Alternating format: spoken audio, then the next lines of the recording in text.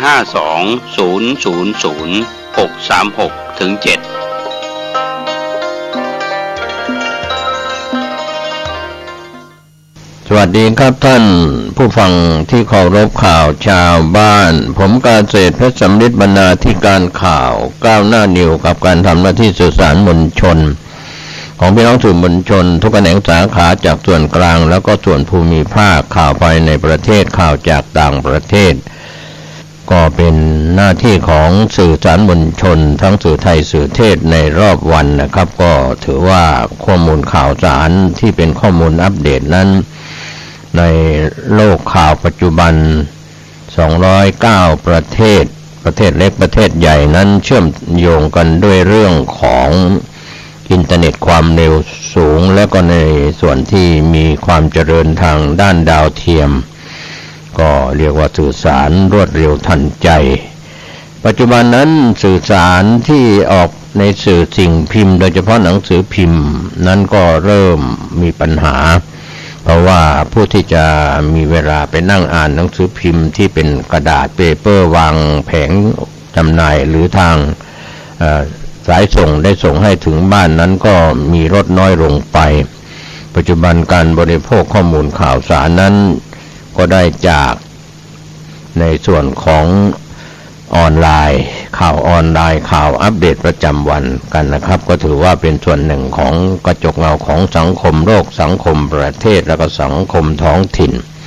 ธรรมะก่อนข่าววันนี้ก็เป็นส่วนหนึ่งนะครับในเรื่องของความโลภความโกรธความหลงทำให้ภาคธุรกิจนั้นประสบและเจอกับธรรมะที่เปลี่ยนแปลงก็เรียกว่าเคยได้กำไรก็กลับมาขาดทุนเดือดร้อนจากโควิด -19 โรคภัยไข้เจ็บที่เบียดเบียนนอกจากนั้นก็มีสงครามระหว่างประเทศ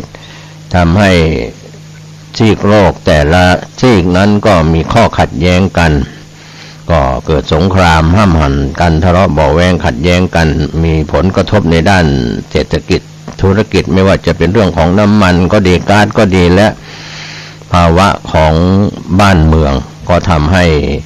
ระหว่างประเทศนั้นมีปัญหากันขัดแย้งทะเลาะเบาะแว้งกันประเทศยักษ์ใหญ่ก็ส่งกำลังอุดหนุนไม่ว่าจะเป็นยุทโธปกรณ์หรือสิ่งของต่างๆที่เข้าไปช่วยอุดหนุนกันเรียกว่าบางชั่งยุให้ทะเลาะเบาะแว้งกันผืนแผ่นดินโลกคือแผ่นดินนี้ไม่สามารถจะใครจะยึดเอาไปได้เท่าไหร่ก็ไม่สามารถจะแบ่งแยกไปแล้วได้ไปแล้วก็คือการปกครองแต่ว่าไม่พ้นความตายผู้นำประเทศไม่ว่าจะเป็นประธานาธิบดีนายกรัฐมนตรีหรือใครต่อใครก็ตามที่ไปแย่งชิงดังนั้นวันนี้เราจะเห็นได้จากความโลภความโกรธความหลงบางชั่งยุไม่ว่าจะเป็นระบอบเผด็จการระบบโลกเสรีนิยมก็แล้วแต่เราก็เห็นข่าวติดตามข่าวข้อมูลข่าวทั้งสื่อไทยสื่อเทศก็มีการตายและบาดเจ็บจากสงครามนะครับก็ถือว่าเป็นอุทาหรณ์เตือนใจอยากเท่าไหร่ก็มืดเท่านั้นโกรธเท่าไหร่ก็มืดเท่านั้นลุ่มหลงเท่าไหร่ก็มืดเท่านั้นข่าวแรกวันนี้ในด้านค่ายของปตท.ได้ออกมาชี้แจงเรื่องที่มีความคืบหน้าในด้านธุรกิจจากกรุงเทพธุรกิจออนไลน์ว่าปตท.เร่งปิดดินจีนถึงยุโรปผลิต EV ต็อกคอนส่งทีมเซตโรงงานผลิตปตท.เร่งเครื่องธุรกิจยานยนต์ไฟฟ้าฮอลิซอนพัฒน์ลุยแผนสร้างโรงงานผลิต EV ในไทยที่ชลบุรีก็ตั้งเป้าส่งมอบคันแรกในปี 2567 คาดว่าจะผลิตได้ 50,000 คันก่อนทยอยเพิ่มกำลังผลิต 1.5 แสนคันเร่งปิดดีลลูกค้ายุโรปถึงจีนคาดเจรจาสำเร็จอย่างน้อย2รายภายในไตรมาส1ปี 2566 ในปีนี้ทาง ผู้สื่อข่าวได้รับการรายงานจากกลุ่มปตท.ได้ก้าวเข้าสู่อุตสาหกรรมยานยนต์ไฟฟ้า EV อย่างเต็มตัวแล้วหลังจากบริษัทฮอริซอนพลัสจำกัดเป็นบริษัทร่วมทุนระหว่างบริษัทอรุณพลัสจำกัดบริษัทลูกปตท.กับบริษัทหงส์ไฮพิซิชั่นอินดัสทรีจำกัดฟ็อกคอนได้จัดพิธีวางศิลาฤกษ์โรงงานผลิต EV ที่นิคมอุตสาหกรรมโรจนะหนองใหญ่อำเภอหนองใหญ่จังหวัดชลบุรีเมื่อ 12 พฤศจิกายน 2565 ที่ผ่านมาบนเนื้อที่ 313 ไร่ดำเนินการดังกล่าวเป็นไปตามผ่านมาของกลุ่มปตท.ได้สร้างอุตสาหกรรมยานยนต์ไฟฟ้าสู่ฐานการผลิตตามแผนธุรกิจเพื่อความยั่งยืนของกลุ่มปตท.สำหรับการลงทุนดังกล่าวเป็นการดำเนินตามแนวคิดเป้าหมายหลักเพื่อพัฒนาอุตสาหกรรมยานยนต์แล้วก็ซัพพลายเชนเพื่อสร้างขีดความสามารถในการแข่งขันระยะยาวโดยโรงงานจะตั้งบนฐานการผลิตพื้นที่ 500,000 ตารางเมตรเพื่อสนับสนุนการเปลี่ยนผ่านของอุตสาหกรรมยานยนต์ไทยนะครับจากเครื่องยนต์สันดาปภายในแบบดั้งเดิมไปสู่ยานยนต์ไฟฟ้าก็มีการออกแบบและผลิตตามสัญญาเพื่อให้บริการเจ้าของแบรนด์ทุกรายที่ต้องการผลิตรถยนต์ในไทยใช้แพลตฟอร์ม MIH ในการปรับปรุงโฉมการผลิต EV ทั่วโลกเป็นแพลตฟอร์มที่รวบรวมผู้ผลิตชิ้นส่วนอิเล็กทรอนิกส์และซอฟต์แวร์สำหรับ EV ทั่วโลกบริษัทฮอริซอนพลัสจำกัดจะลงทุน 37,000 ล้านบาทหรือประมาณ 1,000 ล้านดอลลาร์เพื่อสร้างอุปกรณ์การผลิตรถยนต์ไฟฟ้าโดยตั้งเป้าสร้างเสร็จถึงขั้นตอนการส่งมอบการผลิตในปี 2567 และในเบื้องต้นจะมีกำลังการผลิต 50,000 คันต่อปีจะทยอยเพิ่มขึ้นเป็น 150,000 คันต่อปีเพื่อตอบสนองความต้องการของตลาดรถยนต์ไฟฟ้าอาเซียนที่เพิ่มขึ้นภายในปี 2573 บริษัทฮอริซอนพลัสจำกัดจะทำหน้าที่บริการเจรจาหาลูกค้าฝั่งยุโรปถึงจีนเรื่องนี้ทางนายเอกชัยยิ้มสกุลผู้ช่วยกรรมการผู้จัดการใหญ่บริษัทปตท.จำกัดมหาชนและกรรมการผู้จัดการบริษัทอรุณพัฒน์ จำกัดผู้นำด้านระบบนิเวศยานยนต์ไฟฟ้าครบวงจรหนึ่งในกลุ่มธุรกิจใหม่ของปตท.ก็กล่าวถึงเรื่องนี้ตอนหนึ่งว่าหลังจากการวางศิลาฤกษ์โรงงานดังกล่าวแล้วบริษัทฮอริซอนพลัสจำกัดได้ดำเนินการเจรจากับพันธมิตรที่จะมีเป็นลูกค้าของโรงงานสำหรับลูกค้าที่กำลังเจรจาจะมาเป็นผู้จ้างบริษัทฮอริซอนพลัสจำกัดผลิตรถ EV ให้อย่างต่อเนื่องซึ่งได้มีการติดต่อหลายค่ายในหลายภูมิภาคทั้งฝั่งยุโรปและจีนทั้งนี้คาดว่าจะปิดดินให้สำเร็จภายในไตรมาส 1 ปี 2566 ราว 2 รายส่วนบริการหลังการขายขณะนี้ยังอยู่ระหว่างการจัดทำแผนธุรกิจเพื่อเตรียมความพร้อมที่ชัดเจนเมื่อเจรจากับลูกค้าแต่ละรายได้เพราะรายละเอียดจะขึ้นอยู่กับเงื่อนไขในการเจรจาแต่ละดินที่ในเบื้องต้นจะเร่งการผลิตเป็นลำดับทั้งนี้การลงทุนสร้างโรงงานผลิตรถ EV ครั้งนี้ถือว่าเป็นเม็ดเงินหนึ่งในก้อนใหญ่แรกๆของปตท.เพื่อขับเคลื่อนอุตสาหกรรม EV ความสำคัญของโครงการนี้เป็นเงินก้อนใหญ่และคาดหวังในเรื่องของการรีเทิร์นในแง่ของธุรกิจอีกมุมหนึ่งเป็นเสมือนหัวใจที่ต้องวางให้เกิดให้ได้เพื่อไปถึงจุดหมายสองด้านด้านแรกจะเป็นด้านต้นน้ำเป็นเหมือนการลงทุนกลางน้ำที่สำคัญถือว่าเป็นหัวใจหลักของ EV Value Chain เพื่อที่จะไปฝั่งต้นน้ำเมื่อโรงงานผลิตตั้งได้ต่อมาก็มีกลุ่มชิ้นส่วนหลักๆก็จะต่อยอดไปซัพพลายเชนอื่นๆเช่นแบตเตอรี่สมาร์ทอิเล็กทรอนิกส์เป็นต้น เกิดการสร้างอุตสาหกรรม EV ครบวงจรในขณะที่ฝั่งปลายน้ำจะช่วยกระตุ้นการใช้งาน EV ซึ่งเป็นของที่ผลิตในประเทศเพราะคอนส่งทีมงานร่วมในส่วนของปตท.ตอนนี้ฟ็อกคอนส่งทีมงานหลายสิบชีวิตเข้ามาอยู่ในฮอริซอนทำหน้าที่เทรนงานแล้วก็คอยสอนงานให้กับพนักงานของฮอริซอนซึ่งขณะนี้เราได้ทยอยรับพนักงานที่เป็นคนไทยเข้ามารองรับการดำเนินงานจะแบ่งเป็น2ช่วงการก่อสร้างช่วงการตั้งโรงงานเตรียมพร้อมสู่การผลิตรถ EV ตามที่ลูกค้าต้องการต่อไปการก่อสร้างจะแล้วเสร็จสามารถเริ่มการผลิตและส่งมอบรถ EV ได้ในปี 2567 ทำให้เกิดการพัฒนาองค์ความรู้การจ้างงานที่ต้องใช้ทักษะสูงจำนวนกว่า 2,000 อัตราสำหรับงบลงทุนโครงการกิจการผลิตรถยนต์ไฟฟ้าแบบแบตเตอรี่ของ Horizon Plus มูลค่า $1,000 ล้านหรือประมาณ 36,100 ล้านบาทจะแบ่งงบลงทุนออกเป็น2ส่วนก้อนแรกจะลงทุนที่ 24,000 ล้านบาทเพื่อเดินหน้าโรงงานดันกำลังผลิตยานยนต์ไฟฟ้า4ล้อต้นปี 2567 กำลังการผลิต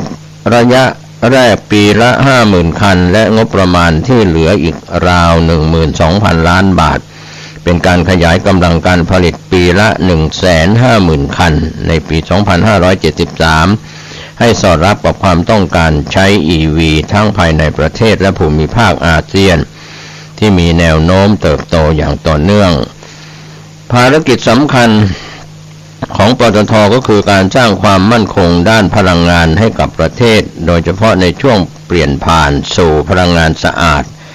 ในอนาคตของการลงทุนและก็พัฒนาระบบนิเวศยานยนต์ไฟฟ้าที่ยั่งยืนถือว่าเป็นส่วนหนึ่งในภารกิจของปตท.ซึ่งฮอริซอนนั้นพลัสนั้นถือว่าเป็นจุดเริ่มต้นที่สำคัญด้วยโรงงานผลิตยานยนต์ไฟฟ้าครบวงจรจะเป็นรากฐานที่ต่อยอดไปยังการพัฒนาส่วนอื่นๆต้นน้ำและก็ปลายน้ำเช่นการผลิตชิ้นส่วนที่สำคัญการสนับสนุนการเปลี่ยนผ่านของผู้ประกอบการไทยในห่วงโซ่อุปทานจากเครื่องยนต์สันดาปสู่รถ EV นะครับทางปตท.ยังหวังวิจัยร่วมฟ็อกคอนนายอัธพลเลิกพิบูลประธานเจ้าหน้าที่บริหารและกรรมการผู้จัดการใหญ่บริษัทปตท.จำกัดมหาชนกล่าวกับทีมข่าวตอนหนึ่งว่าการร่วมมือกับฟ็อกคอนไม่เพียงเพื่อลงทุนสร้างฐานการผลิตรถ EV ที่ทันสมัยเท่านั้นแต่ยังร่วมถึงการลงทุนในการวิจัยและพัฒนา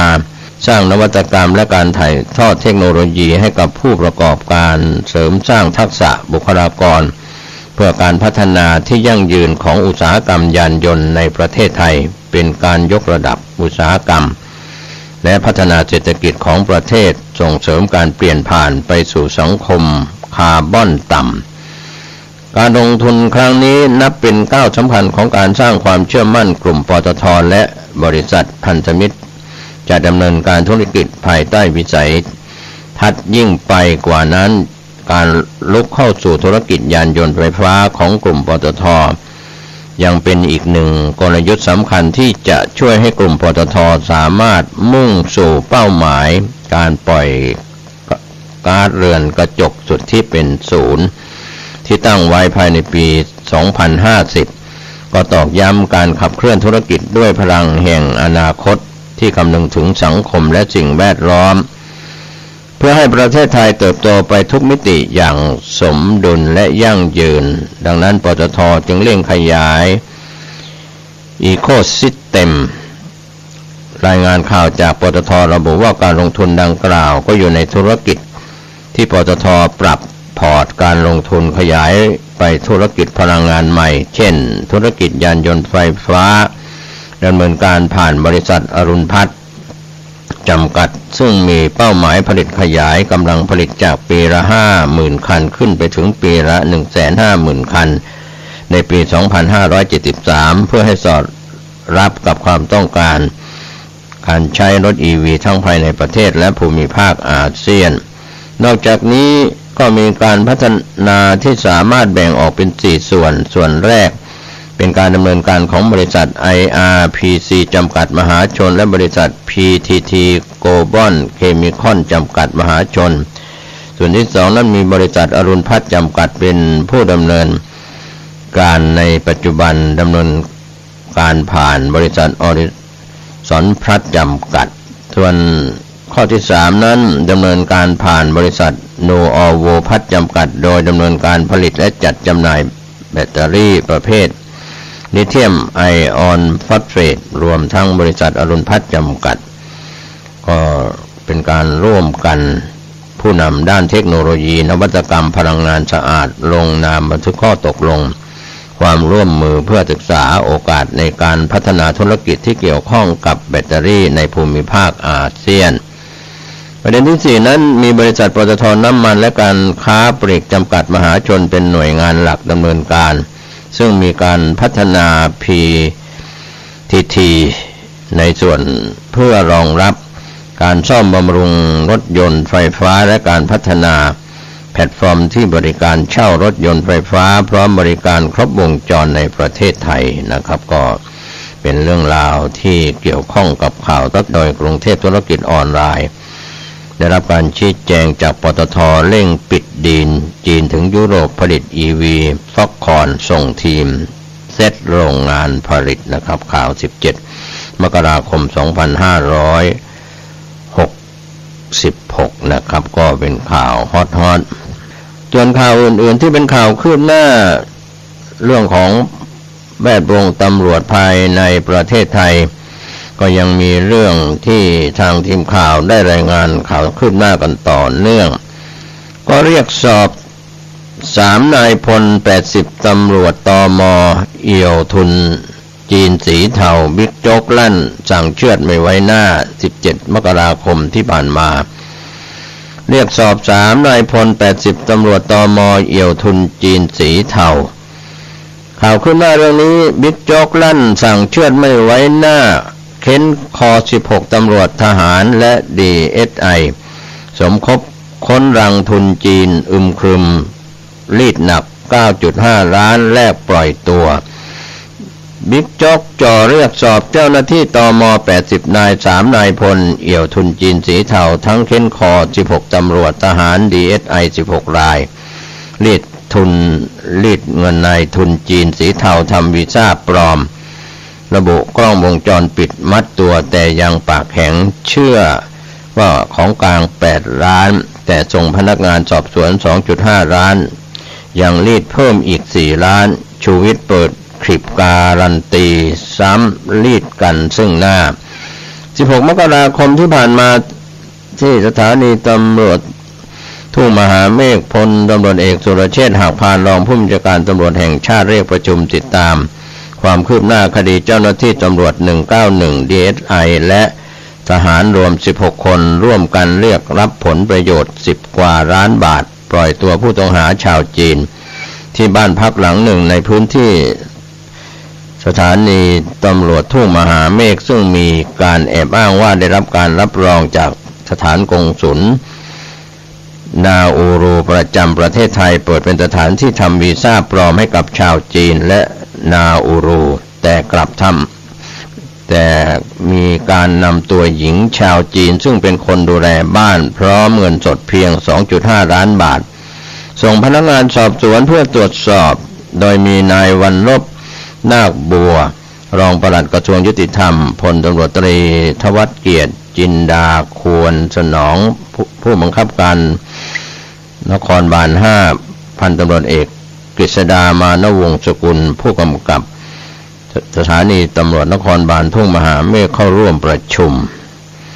ทางพลตำรวจเอกสุรเชษฐ์รองผู้บัญชาการตำรวจแห่งชาติกล่าวตอนหนึ่งว่าประชาชนตั้งคำถามว่าจริงหรือไม่ที่มีเจ้าหน้าที่รัฐประกอบด้วยตำรวจทหาร DSI เข้าทำการตรวจค้นยอกของกลางเรื่องนี้ทางพลตำรวจเอกดำรงศักดิ์กิติประภัสผู้บัญชาการตำรวจแห่งชาติได้มอบหมายให้ตนร่วมกับรองปลัดกระทรวงยุติธรรมร่วมกันตรวจสอบข้อเท็จจริงจนได้ความชัดเจนพบว่ามีทั้ง DSI ตำรวจ191ทหารร่วมกันเข้าตรวจค้น มีการตรวจยึดของกลาง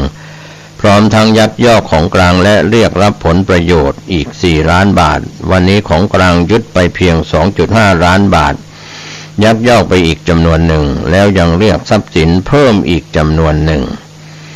เมื่อวันเสาร์ที่ 14 มกราคมที่ผ่านมาจึงขออนุมัติต่อศาลออกหมายจับตามพยานหลักฐานทั้งหมดศาลเชื่อในพยานหลักฐานที่เรามีจึงได้ออกหมายจับทั้งหมดชี้ยังปล่อยคนจีนหลบหนีไปเพียบบ้านหลังดังกล่าวมีการกล่าวอ้างว่าสถานกงสุลนาอูรูยืนยันว่าไม่ใช่สถานกงสุลนาอูรูเป็นบ้านที่คนจีนเข้าไปเช่าทำวีซ่าปลอมให้กับคนจีนคนนาอูรูเมื่อมีการตรวจค้นหรือดำเนินการโดยมิชอบและยังส่งผลเสียปล่อยคนจีนหลบหนีไปเหตุเกิดเมื่อ 22 ธันวาคม ปี 2565 ที่ผ่านมาตนมาทราบอีกทีหลังจากนั้น 5 วันหลังจากเกิดเหตุคนจีนส่วนใหญ่มีหมายแดงของประเทศจีนได้หลบหนีออกจากประเทศไทยทั้งหมดจึงมีความผิดในพระราชบัญญัติกฎหมาย 157 เป็นเจ้าพนักงานละเว้นหรือปฏิบัติหน้าที่โดยมิชอบมาตรา 149 เรียกหรือรับผลประโยชน์โดยหนักสูงสุดจำคุกตลอดชีวิตหรือประหารชีวิตต้องไปดูว่ากี่กรรมกี่วาระและอีกข้อหามาตรา 187 ทำลายวัตถุของกลางโดยรองผู้บัญชาการตำรวจแห่งชาติพลตำรวจเอกสุรเชษฐ์ หักพานยังกล่าวถึงเรื่องนี้หลังจากนี้แล้วยังจะประชุมกันต่อร่วมกันไล่ตรวจสอบต่อว่าใครเกี่ยวข้องอีกบ้างชุดทำงานที่ออกมามีอำนาจหน้าที่หรือไม่ว่าจะเป็น DSI ตำรวจ 191 การที่ออกมาทำงานแบบนี้ออกมาโดยมีอำนาจหน้าที่หรือไม่ถ้าออกมาโดยไม่มีอำนาจหน้าที่ก็เป็นการกระทำโดยมิชอบอีกส่วนหนึ่งแต่ถ้าออกมาโดยมีการสั่งการใครเป็นคนสั่งการโดยหัวหน้าหน่วยหรือไม่อย่างกองบัญชาการตำรวจนครบาลผู้บัญชาการตำรวจนครบาลน่าจะไม่ทราบประเด็นนี้ส่วน DSI อธิบดี DSI ทราบหรือไม่คำถามเหล่านี้สังคมสงสัยหน้าที่ของตนต้องคลี่คลายให้ชัดเจนเมื่อเดินหน้าแล้วต้องทำเรื่องนี้ให้จบนะครับผู้ตำรวจแห่งชาติกล่าวแล้วกล่าวต่อในประเด็นข้อสงสัยต่างในการทำงานของแต่ละส่วนหลังจากประชุมเสร็จจะเรียกมาสอบทั้งหมดว่าบันทึกประจำวันหรือคำสั่งการมีการสั่งการหรือไม่มีการออกเลขคำสั่งหรือไม่โดยต้นเรื่องคดีนี้มาจาก DSI เป็นเจ้าของเรื่องส่วนทหารกับร่ามจีนมากับ DSI มาประสานตำรวจ 191 ทั้งหมดเท่าที่ดูขณะนี้เป็นการประสานนอกระบบทั้งหมดส่วน DSI ที่เข้ามาแล้วมาขอค้นและประสานงานกับ 191 ใช้เหตุผลอะไรแล้วทำไม 191 ไปขอหมายค้นช่วย DSI ในการค้นมีการสั่งโดยชอบหรือขออนุมัติผู้บังคับบัญชาโดยชอบหรือไม่เพราะ DSI การขอหมายค้นต้องเป็นการสั่งการของอธิบดีมีเลขอนุมัติการสืบสวนถึงสามารถไปขอหมายค้นได้ส่วนตำรวจ 191 สันนิษฐานในการขอหมายค้นคงเอาข้อมูลจาก DSI แต่ต้องสอบรายละเอียดทั้งหมดก่อนเรื่องนี้ไม่ได้จบแค่นี้ว่าใครสั่งโดยมิชอบต้องโดน 157 และต้องสอบเส้นทางการเงินเรื่องนี้ผู้บัญชาการตำรวจแห่งชาติให้ตนขยายต่อเส้นเงินโทรศัพท์เชื่อมใครบ้างแต่ต้องขอเวลานิดหนึ่งเพราะเพิ่งเข้ามารับผิดชอบพลตำรวจเอกสุรเชษฐ์ หักพานกล่าวของกลาง8 ล้านลงบันทึก 2.5 ล้านโดยเงินทั้งหมดสันนิษฐานว่าในบ้านหลังดังกล่าวนั้นน่าจะมีอยู่ประมาณ8 ล้านบาทรวมทั้งนี้ก็มีการส่งพนักงานสอบสวน 2.5 ล้านบาทแล้วมีการเรียกเพิ่มอีก4 ล้านตอนนี้ยังไม่มีใครรับว่าเงินทั้งหมดอยู่ที่ไหน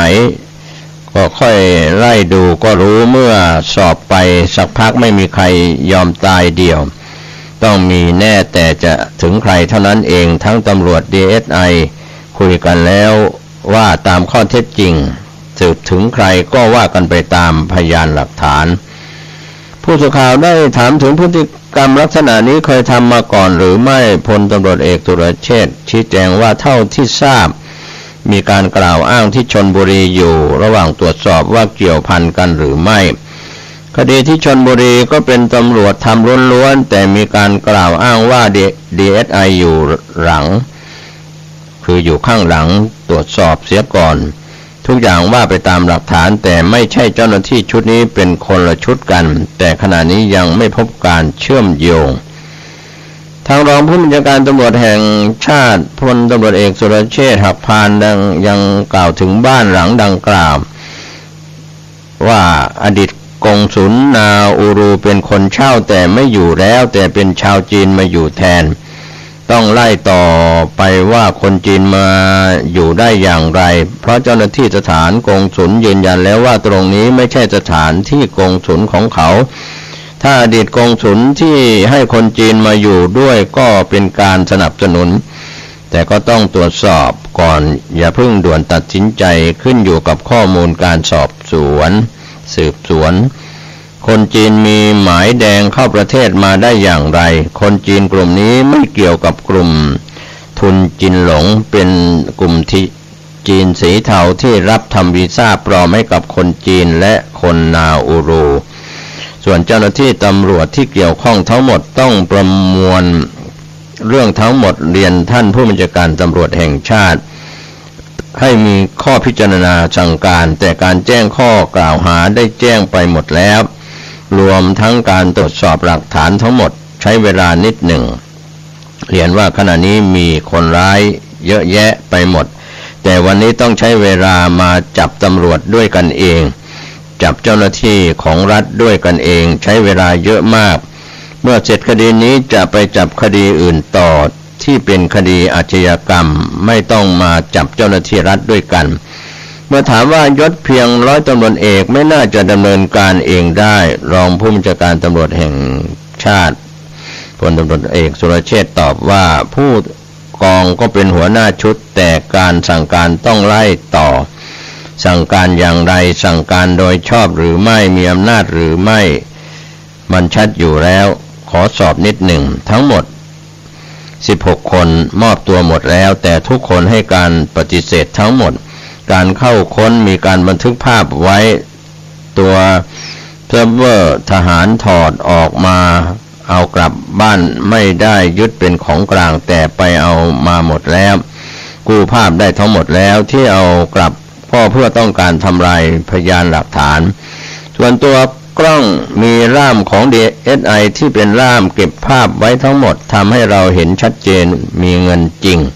ทุกคนปฏิเสธก็เป็นสิทธิ์ของเขาเรื่องนี้เรามีพยานหลักฐานชัดเจนด้านรองปลัดกระทรวงยุติธรรมร่วมแถลงข่าวนายวันลบรองปลัดกระทรวงยุติธรรมเผยว่าในส่วนของ DSI มีเจ้าหน้าที่ระดับชำนาญการเรื่องนี้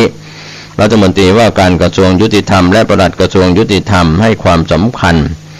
ก็ได้มีการตั้งคณะกรรมการตรวจสอบข้อเท็จจริงและมีการตั้งคณะกรรมการดำเนินการทางวินัยร้ายแรงถ้าพบว่ามีความผิดโทษถึงไล่ออกดำเนินการอย่างตรงไปตรงมาไม่เลือกปฏิบัติการตรวจสอบง่ายเพราะเป็นเรื่องเอกสารมีการสั่งการตามระเบียบหรือไม่การรวบรวมหลักฐานไม่ซับซ้อนสามารถให้ออกจากราชการไว้ก่อนได้เหมือนกันทำงานควบคู่ไปกับการในส่วนของตำรวจถ้าเป็นเรื่องเกี่ยวกับอาญาก็ต้องส่งตำรวจถ้าเกี่ยวกับวินัยก็ต้องสอบข้อเท็จจริงทั้งหมดตม.สอบ3นายพลเอี่ยวทุนจีนสีเทาในขณะเดียวกันพลตำรวจเอกสุรเชษฐ์หักพานรองผู้บัญชาการตำรวจแห่งชาติยังกล่าวว่าส่วนของตำรวจตม.ทั้งอดีตผู้การและผู้การคนปัจจุบันและเจ้าหน้าที่ทั้งหมดที่มีส่วนช่วยเหลือกลุ่มทุนจีนสีเทาให้เข้ามาอาศัยอยู่ในประเทศไทยตอนนี้ก็สืบสวนสอบสวนและรวบรวมพยานหลักฐานจนเสร็จสิ้นแล้วเมื่อวันเสาร์ที่ผ่านมาสัปดาห์นี้จะประชุมไล่เรียงโดยมีเจ้าหน้าที่ที่เกี่ยวข้องกว่า80คน ในจำนวนนี้รวมนายตำรวจยศพลตำรวจตรี3 คน2 ใน 3 คนเป็นเพื่อนร่วมรุ่นโรงเรียนนายร้อยจปรรุ่น47รุ่นเดียวกันกับรองผู้บัญชาการตำรวจแห่งชาติโดยย้ำจะต้องดำเนินการกับเจ้าหน้าที่ที่กระทำผิดทุกรายอย่างเท่าเทียมกันไม่มีการละเว้นแม้จะเป็นเพื่อนกันก็ตามเบื้องต้นเจ้าหน้าที่โดนสอบแน่80 นายภายในสัปดาห์หน้าจะเรียกเจ้าหน้าที่กว่า80 นายมาแจ้งข้อกล่าวหาเบื้องต้นมาตรา157เป็นเจ้าพนักงานปฏิบัติหรือละเว้นการปฏิบัติหน้าที่โดยมิชอบและมาตรา149ผู้ใดเป็นเจ้าพนักงานเรียกรับหรือยอมรับจะรับทรัพย์สินหรือประโยชน์อื่นใดสำหรับตนเองหรือผู้อื่นโดยมิชอบเพื่อกระทำการหรือไม่กระทำการอย่างใดในตำแหน่งไม่ว่าการนั้นจะชอบหรือมิชอบด้วยหน้าที่แม้จำนวนเจ้าหน้าที่ที่มีส่วนกระทำความผิดนั้นดูเหมือนจะเยอะแต่กำลังพลตม.โดยรวมมีมากกว่า 20,000 นายการจัดส่วนที่ไม่ดีออกไปจะทำให้องค์กรมีภาพลักษณ์ที่ดีขึ้นหลังจากเรียกเจ้าหน้าที่ทั้งหมดมารับทราบข้อกล่าวหาแล้วกระบวนการต่อไปก็คือการดำเนินคดีทางอาญาที่จะต้องดำเนินการต่อเรื่องทรัพย์สินโดยทางปปช.เข้ามาตรวจสอบสำหรับคดีนี้ที่พื้นที่ภาคเหนือตม. 5มีกว่า 1,000 กรณีส่วนภาคอีสานตม.มีกว่า 3,000 กรณีที่มีการปล่อยให้กลุ่มคนจีนสีเทาเข้ามาอาศัยอยู่ในประเทศไทยโดยใช้วีซ่านักเรียนนักศึกษาหรือการต่อวีซ่าโดยใช้มูลนิธิอำนวยความสะดวกหรือแม้แต่การปลอมแปลงลายเซ็นของเจ้าหน้าที่หรือการแอบลักลอบใช้บ้านหรือเล้าไก่ตั้งเป็นมูลนิธิซึ่งตอนนี้เพิกถอนวีซ่าและดำเนินการจับกุมทั้งหมดแล้วทั้งนี้ได้มีการพูดคุยกับอุปทูตจีนมาโดยตลอดโดยรัฐบาลจีนและไทยส่งเสริมให้มีการปราบปรามกลุ่มคนจีนที่เข้ามาโดยผิดกฎหมายเพื่อให้เกิดความอุ่นใจและจุนต่อนักท่องเที่ยวจีนที่จะเดินทางเข้ามาท่องเที่ยวในประเทศไทยซึ่งทุกวันนี้จะเห็นว่าคนจีนที่เป็นมิจฉาชีพรีบออกนอกประเทศหมดแล้วเพราะกลัวเจ้าหน้าที่ตำรวจจะจับกุมซึ่งถือว่าเป็นเรื่องดีทางด้านนายชูวิทย์ก็เปิดคลิปแฉแหลกนายชูวิทย์กมลวิสิทธิ์โพสต์เฟซบุ๊กส่วนตัวปล่อยคลิปแฉเจ้าหน้าที่กรมสอบสวนคดีพิเศษ DSI และตำรวจสายตรวจ191ค้นบ้านที่อ้างเป็นบ้านพักกงสุลใหญ่นาอูรูรับเงินปล่อยกลุ่มทุนจีนสีเทาพร้อมระบุว่าคลิป DSI บวกกับตำรวจ191รับเงินปล่อยจีนเทาเรื่องจีนเทาผลประโยชน์เงินมากกล้าจ่ายจึงหลุดรอดไปทุกครั้งข้อมูลจากคลิปของนายชูวิทย์คล้ายๆกับที่บิ๊กโจ๊กแถลงข่าวแต่ลงลึกในรายละเอียดมากกว่าทั้งระบุว่าตอนนี้จีนบุกไทยหนักแม้แต่ร้านอาหารแถวบราดห้วยขวางขยายกิจการหลายสาขาจนคนไทยสู้ไม่ได้อาชีพบางอย่างเขาสงวนไว้สำหรับคนไทยตามกฎหมายหากไม่เอาจริงต่อไปคนจีนรุ่นใหม่เข้ามากวาดเรียบแม้แต่มหาวิทยาลัยไทยยังถูกทุนจีนซื้องานนี้ไม่ยากครับท่านอธิบดีนิ้วไหนร้ายก็ตัดทิ้งไปในวันเดียวกันนายโกศลวัฒน์อินทุจันยงรองโฆษกสำนักงานอัยการสูงสุดได้ชี้แจงว่าความคืบหน้าคดีทุนจีนสีเทาว่าคณะทำงานได้เร่งรัดเพื่อให้ทันกรอบเวลาที่กฎหมายกำหนดไว้ครับก็เป็นเรื่องราวข่าวยาวในข่าวคืบหน้านะครับจากแนวหน้าออนไลน์ได้รายงานข่าวนี้กันเข้ามาเรียกสอบ3นายพล80ตำรวจตม.เอี่ยวทุนจีนสีเทาบิ๊กโจ๊กลั่นสั่งเชือดไม่ไว้หน้า17มกราคมที่ผ่านมานะครับท่านผู้ฟังข่าวชาวบ้านโปรดใช้วิจารณญาณในการรับข้อมูลข่าวสารวันนี้ข่าวชาวบ้านหมดเวลาลงผมก็เจตเพชรสำริดบรรณาธิการข่าวก้าวหน้านี้ก็ขอบคุณพี่น้องสื่อมวลชนทุกแขนงสาขาจากส่วนกลางและส่วนภูมิภาคข่าวภายในประเทศข่าวจากต่างประเทศนะครับก็เป็นการทำหน้าที่ของ สื่อสารมวลชนโดยอาชีพและได้รับความร่วมมือจากภาคประชาชนในการเป็นเบาะแสให้กับเจ้าหน้าที่ที่เกี่ยวข้องนะครับขอให้ท่านได้ใช้วิจารณญาณในการรับข้อมูลข่าวสารติดตามข่าวคืบหน้าต่อไปการที่เราได้ติดตามพยากรณ์อากาศจากกรมอุตุนิยมวิทยาศูนย์อุตุนิยมวิทยาท่านก็จะทราบเรื่องของดินฟ้าอากาศในหลายพื้นที่ไม่ว่าจะเป็นภาคเหนือภาคตะวันออกเฉียงเหนืออีกหลายจังหวัดมีอากาศหนาวเย็นลงในช่วงเช้าก็ขอให้ท่านดูแลส่วนตัวครอบครัวของท่านหน่วยงานของท่านให้สุขกายสุขใจจากภัยหนาวที่ประสบขึ้นก็ขอได้รับการสนับสนุนจากรัฐบาลในเรื่องของผ้าห่มกันหนาวเสื้อผ้ากันหนาวรวมไปถึงผู้ใหญ่ใจดีไม่ว่าจะเป็นมูลนิธิองค์การกุศลสมาคมและภาคเอกชนที่ให้การสนับสนุนผ้าห่มกันหนาวผ้าห่มกันหนาวเสื้อผ้ากันหนาวต่างๆด้วยความขอบคุณกับผู้ใหญ่ใจดีสร้างความอบอุ่นร่างกายและก็ทางด้านจิตใจทุกรูปทุกนามวันนี้และวันหน้าคลายหนาวสวัสดีครับขอเจริญสุขญาติโยมท่านพุทธศาสนิกชนท่านผู้ฟังทั้งหลายทุกท่านทุกคนวันนี้มาพบมาปะกันอีกนะในรายการปกิณกะแห่งธรรมะในวันเวลาเดียวกันนี้และก็ทางสถานีวิทยุแห่งนี้สมาภาพสาธุเจ้าบุญตันปริสุทธโธหรือพระครูอาทรวิสุทธิคุณวัดหนองตองห่างดงจังหวัดเชียงใหม่นำรายการนี้มาพบปะกับญาติกับโยมเป็นประจำทุกวันดังที่กล่าวต้องขออนุโมทนาขอบใจต่อญาติต่อโยมที่ติดตามฟังรายการนี้อย่างคืนที่แล้วจะมาได้มีโอกาสไปในงานข่าวดำบ้านหัวรินทุ่งสะโทกสมบัติต้องเชียงใหม่ตะก็ออกไปนั่งอยู่ในงานระหว่างเตียวไปเป็นว่าเป็นแฟนธรรมะฟังท่านพระครูผู้วันธรรมาเทศญาติโยมก็นั่งฟังกันมากหน้าหลายตาก็เรียกว่ามีสติสัมปชัญญะอยู่ทุกคนแบบตั้งตัวในความประมาทในการฟังเทศฟังธรรมก็ขอขอบใจต่อทุกคนนะที่มีกำลังอกกำลังใจแก่ทุกเจ้าเอาละต่อไปนี้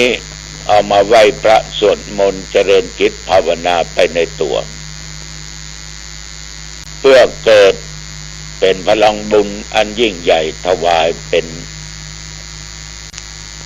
พระพรชัยมงคลแด่สมเด็จพระเจ้าลูกเธอเจ้าฟ้าพัชรกิติยาภาพระองค์ได้หายจากการพระประชวรก็ขอญาติโยมทุกคนตั้งอกตั้งใจว่าด้วยกันเด้ออะระหังสัมมาสัมพุทโธภควาพุทธังภวันตังอภิวาเทมิสวากขาโตภควตาธัมโมธัมมังนัมมัสสามิสุปฏิปันโนภควโตสาวกสังโฆสังฆังนัมมามินะโมตัสสะภะคะวะโตอะระหะโตสัมมาสัมพุทธัสสะนะโมตัสสะภะคะวะโตอะระหะโตสัมมาสัมพุทธัสสะ นะโมตัสสะภะคะวะโตอะระหะโตสัมมาสัมพุทธัสสะพุทธังสารนังคัจฉามิธัมมังสารนังคัจฉามิสังฆังสารนังคัจฉามิตุติยัมปิพุทธังสารนังคัจฉามิตุติยัมปิธัมมังสารนังคัจฉามิตุติยัมปิสังฆังสารนังคัจฉามิตติยัมปิพุทธังสารนังคัจฉามิตติยัมปิธัมมังสารนังคัจฉามิตติยัมปิสังฆังสารนังคัจฉามิโพชังโคสติสังฆาโตธัมมานังวิจโยตถาวิริยัมปิติปัสสติโพชังคาจะตถาปะเรสัมมาทุเปขะโพชังคาสัตเตเตสัพพะทัสสินามุนีนาสัมมาทัคคาตาภาวิตาภาหุลิกตาสังวัตตันติอาปิญญายะนิพพานายะจะโพธิยาเอเตนะสัจจวัชเชนะโสทิเตโหตุสัพพะทาเอกัสสะมิงสัมมาเยนะโทโมขันลานัญญากัสสะปังคิลานเนโตคิเตติสวะโพชังเคสัตตะเทสานิเตจะตังอาปินันติตัวโรคามุตกิงสุตังคะเนเอเตนะสัจจวัชเชนะโสทิเตโหตุสัพพะทาเอกทาธัมมราชาปิเขลัญเยนะปิปิลิโตยุนตัตเตเลนะตัญเยนะปันนาเปตัวนะสาทะรังสัมโบติตัวจะอาภาธาตัมหาพุทธาสิธานะโสเอเตนะสัจจวัชเชนะโสทิเตโหตุสัพพะทาปะยินาเตจะอาภาธาตินนันนัมปิวะเยสินังมัคคาหะตะกิเลสาวะปัตตานุปติธัมมะตังเอเตนะสัจจวัชเชนะโสติเตโหตุสัพพะทาภวตุสัพพะมังคลังรักขันตุสัพพะเทวตาสัพพะพุทธานุภาเวนะสัทธาโสติภวันตุเตภวตุสัพพะมังคลังรักขันตุสัพพะเทวตาสัพพะธัมมานุภาเวนะสัทธาโสติภวันตุเตภวตุสัพพะมังคลังรักขันตุสัพพะเทวตาสัพพะสังฆานุภาเวนะสัทธาโสติภวันตุเตขอพลังแห่งการเจริญพุทธมนต์เจริญสมาธิภาวนา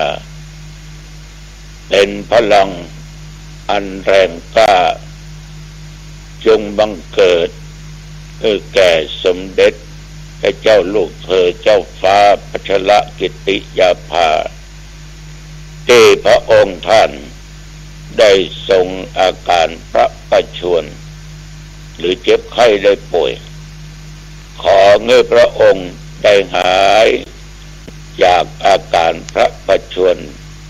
โดยเร็ววันมีพระสุขภาพพลามัยอันแข็งแรงมีพระชนมายุยิ่งยืนนานขอถวายพระพรพ่อแม่พี่น้องญาติโยมกรมอุตุได้ประกาศว่าแถวตำบลหนองตองและที่วัดหนองตองว่ามีรายงานฝนตกตั้งแต่ว่ามาจนถึงปัจจุบันนี้ขณะที่กำลังนั่งนั่งจ่าคือสภาฟังนี่ก็อุณหภูมิ15 องศาท้องฟ้าปลอดโปร่งและฝนแต่อากาศก็ยังหนาวเย็นอยู่4 หนาวหน้า5 หนาวตีนหนาวมือเดือน 4ก็จะดับละหนาวตึงหน้าหนาวตึงก่อน ไปที่ไหนนี่ถ้าอยู่กลางแจ้งต้องตุ้มผ้าห่มผ้าบรรดาภาพไปเตะตะขึ้นแล้วเนาะต้องใส่เอาผ้าตุ้มผืนบะลุ่มตุ้มไปก็ต้องรักษาสุขภาพของตัวเองเนี่ยมันมีความอบอุ่นแต่ว่านี้ก็แปลกนะขึ้นนั่งรถไปสักกำสมาเตอร์เนอะน้ำมูกไหลใส่ไหลออกมา น้ำมูกใส่ไหลออกมาก็ได้เอาออกเนี่ยไปถึงที่มันยังมีอยู่ก็เลยเอาออกสั่งออกเดิมน้ำฮ้อนที่โยมเปิ้นนำมาถวายให้แซ่บกว่า ราบประเดี๋ยวเนี้ยบะมีละบะไหลละอยู่ปกติพี่น้องศรัทธาญาติโยมท่านผู้ฟังอากาศสังเกตดูตอนกลางคืนตอนเมื่อเจ้ากินเข้าง่ายแล้วยังหนาวยังเย็นอยู่ถ้าสายไปบ่ายไปเนี่ยอากาศรู้สึกว่าอุณหภูมิจะสูงขึ้นแล้วก็มีความร้อนยะนี้จะทำให้คนเป็นหวัดเป็นไอกันบอกว่าเปิ้นบอกว่าตัวนะแต่อาตมาก็เป็นเหมือนกันก็ต้องทานยากันไว้ดีกว่าแก้ถ้ามันแย่จะแก้ไขไม่ทันพี่น้องญาติโยมท่านผู้ฟังก็ควรระมัดระวังไว้เนอะบดีประมาทจะไปขาดสติประการหนึ่งก็ขอเตือนเนี่ยกำแต่ว่านี่เป็นงานวันครูเตียงเฮียนห่างดงรัฐลาดอุปถัมภ์ในเขต4โรงเรียนจันทร์ปฐมกับขยายโอกาสเป็นจัดงานวันครูกันนิมนต์ตุเจ้าไปเจริญปฐมมนต์8-9 ตนด้วยกันมาก็เป็นประธานส่งตัวว่าดูแล้วบางท่านบางคนก็สวมหน้ากากบางท่านก็บ่สวมหน้ากากก็เข้าประมาทไปน้อยนึงนะคณะครูอาจารย์ต้องระมัดระวังถ้าครูติดโควิดนักเรียนห้องนั้นก็มีโอกาสติดเพราะต้องใจเสี่ยงและไปคลุกคลีกับเด็กนักเรียนแต่ว่านี่ตั้งความประมาทกาดตกไปตุลุงก็ขอเตือนสติถ้าใครได้ยินได้ฟัง อย่างเดียวกันญาติโยมเขาต้องเตรียมพร้อมเรื่องหน้ากากเนี่ยนะอาตมา1เอาใส่ในถุงย่ามไว้2ใส่ถุงผ้าอังสะไปตัว3สวมใส่ไปตัวเกิดมันขาดสติลืมไปขึ้นนั่งรถเอาบ่ได้ใส่หน้ากากล้วงไปถุงย่ามปะละนี่ฮันลงใจ ตามบางอันถุงย่ามก็หมดจะก็หมดจกพอถุงผ้าสะมีแน่ใจได้ฉะนั้นจำประมาทจะบักขาดสติในสิ่งเหล่านี้เป็นไปแล้วญาติโยมคนที่เป็นโควิดนี่นะบ้านตัวเจ้าว่าคนบ้านจะมีอาการถึงว่าเอากินยามันจะหายไปแต่มาสังเกตดูท่านสาธุเจ้าหลายตนเน้นหลายองค์เวลาศีลหรือปอนก็ดีสวดก็ดีมันจะสั้นมันจะอิดกว่ามันจะยื้อบัดตึง ตัวว่าเป็นนั่งสวดเปิดตุเจ้าตอนดองทัดไปเพิ่นเกิดติดโควิดมาเพิ่นว่าโอ้อิดหลวงพ่ออิดว่าบัดตันจ้าก็อิดเร็วก็อิด เพราะระบบการหายใจญาติโยมมันก็ผิดไปการทำงานของปอดก็คงจะผิดปกติไปฉะนั้นมันจะมีอาการหลายอย่างบางคนนี่ขลับขนอนเดียวขี้ขานยาการขี้ขานไปหันไปนี่มันถึงสปะสเปดบางคนเป็นคนอารมณ์สั้นอารมณ์มิ่งนะอย่างน้อยก็โคตรอย่างน้อยก็เกลียดมันจะมีอาการหลายอย่างหลายประการด้วยกันประการสำคัญก็คืออ่อนเพลียอิดมีสามเณรตนหนึ่งที่ดูแลรักษาธรรมภาพหลังจากที่ธรรมาออกกำลังกายเรียบร้อยก็นั่งรถวินแชร์หน่อยจะไปดูที่ศึกษาธรรมปฏิบัติธรรมเน้นก็อยู่รถเข็นไปถึงกลางท่ากลางได้สัก100 กว่าเมตรเน้นแกอิดโหค่าโอหาละถามว่าอิดกะครับตะก้อนนี้บ่เคยมีเมื่อบัดติดโควิดฉะนั้นญาติโยมอย่าได้ประมาทของเหล่านี้มันเกิดขึ้นได้หลายอย่างหลายประการวันครูตะวาเนี่ยญาติโยมบ่ออกไม่ออกที่เป็นไหว้ครูกันนะมีนักตะวาก็มีโอกาสไปร่วมงานอีกงานหนึ่งเป็นไหว้ครูบาอาจารย์เอาถึงครูเนาะญาติโยมก็มีครูอาตมาก็มีครูเอาทุกท่านทุกคนต่างก็มีครูปเรียนคาถาไปทางไสยศาสตร์ก็ยังมีครูเนาะฉะนั้นญาติโยมแม้แต่หมู่จ้างฟ้อนดาบฟ้อนจึงฟ้อนเล็บก็มีครูจะลำจะเต้นอย่างก็มีครูเพราะว่าครูนะคือผู้ที่สอนเรามันก็มีการตั้งครูตัวอย่างตัวนะญาติโยมทั้งหลายก็คงจะหูกันดีอาตมาเองเนี่ยญาติโยมแต่ว่าก็คือโอวาทไปว่าการที่เราเป็นครูเนี่ยเราได้มีวันนี้ได้ก็เพราะว่าเรามีครู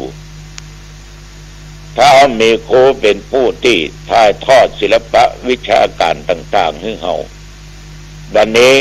เราคงไม่ได้เป็นครู ถ้ามาเป็นครูว่าเดียวเนี้ยก็เหมือนกับเราทำการเกษตรปลูกต้นไม้กำลังเพาะพันธุ์ก็มีใจเมล็ดก็มี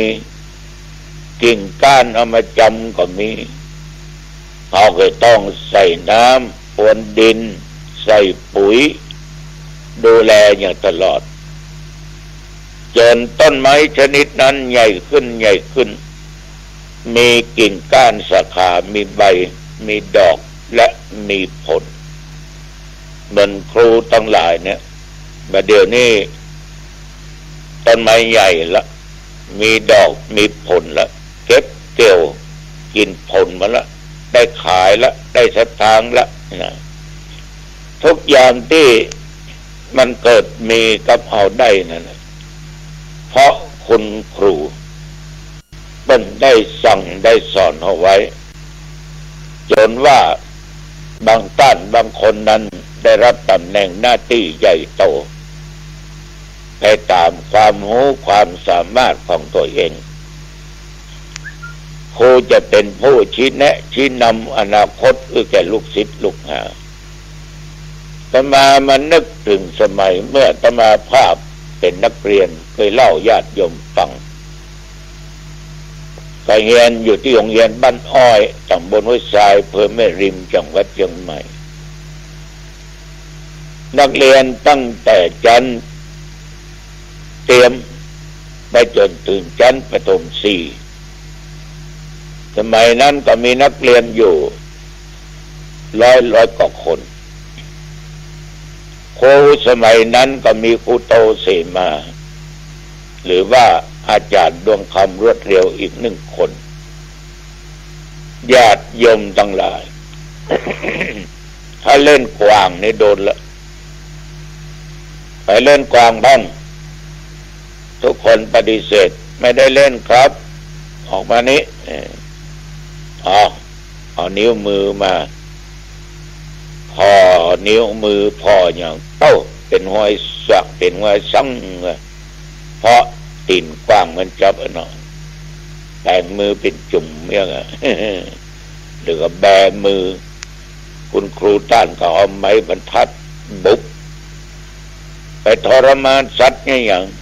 ไปเอ็นดูมันก็สอนให้มีเมตตาธรรมสอนให้ฮักสัตว์และสอนให้ฮักเพื่อนเดียวกันตัวเป็นใจวิธีอย่างเงี้ยครูขนาดเก็บโลออกไปกินข้าวตอนนะพักเที่ยงนี่นะมันจะออกได้ง่ายๆหรอกครูตั้งปัญหาเลขคณิตในใจไว้ถึงวันอาตมาจดจำได้อย่างขนาดเอามาโอ้ได้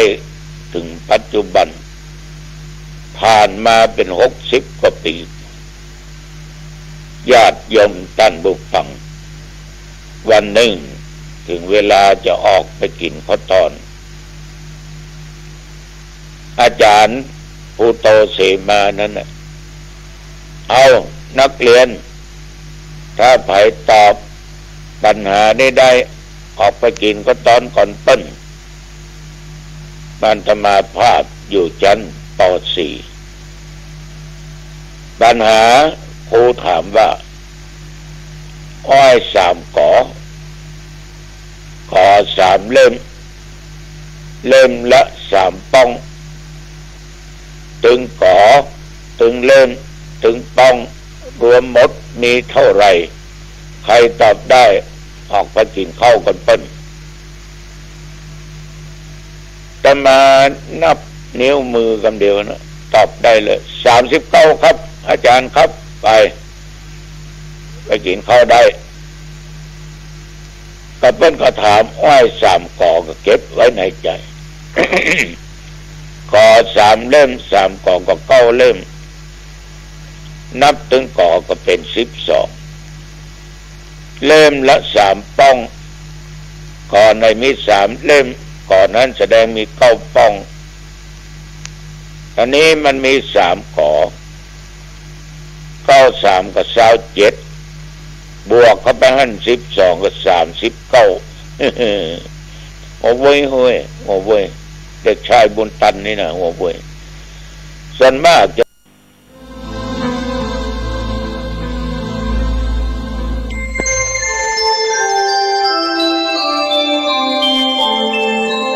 ขณะนี้ท่านกำลังฟังสถานีวิทยุกระจายเสียง FM 104.5 เมกะเฮิรตซ์เป็นวิธีที่ธรรมดาแต่หมายความมาพูดถึงกิเลสกรรมวิบากแล้วก็เป็นตัวนำให้คนไปบังเกิดในกำเนิดต่าง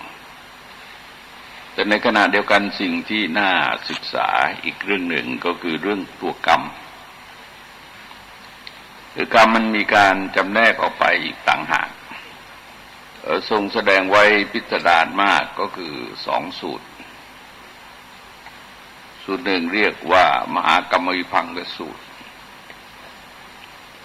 คือไปเป็นการจำแนกเรื่องกรรมขนาดใหญ่แล้วก็จุลวิภังคสูตรเป็นการจำแนกให้เห็นถึงความเปลี่ยนแปลงของคนตั้งแต่เกิดมาที่มันมีความแตกต่างกันอะไรอยู่เบื้องหลังของความแตกต่างก็ทรงแสดงไปที่กรรม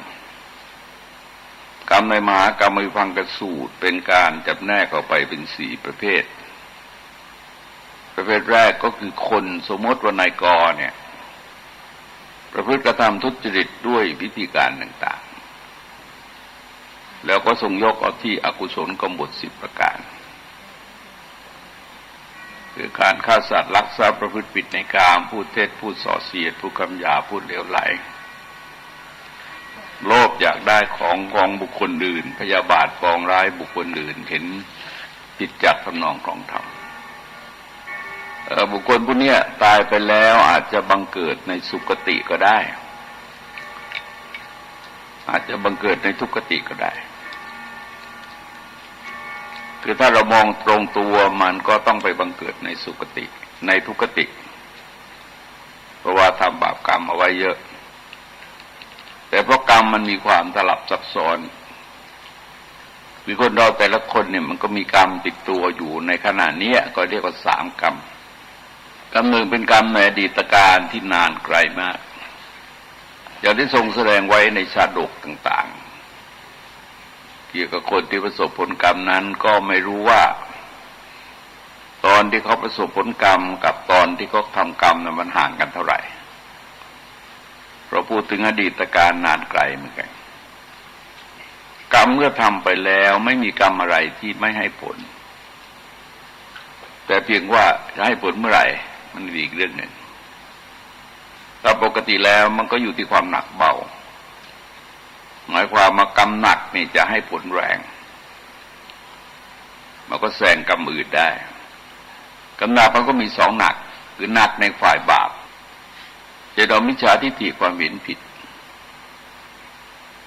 ที่แรงใน3 เรื่องเนี่ยถือว่าการกระทำไม่เป็นการกระทำผลทั้งหลายไม่ได้เกิดมาจากเหตุ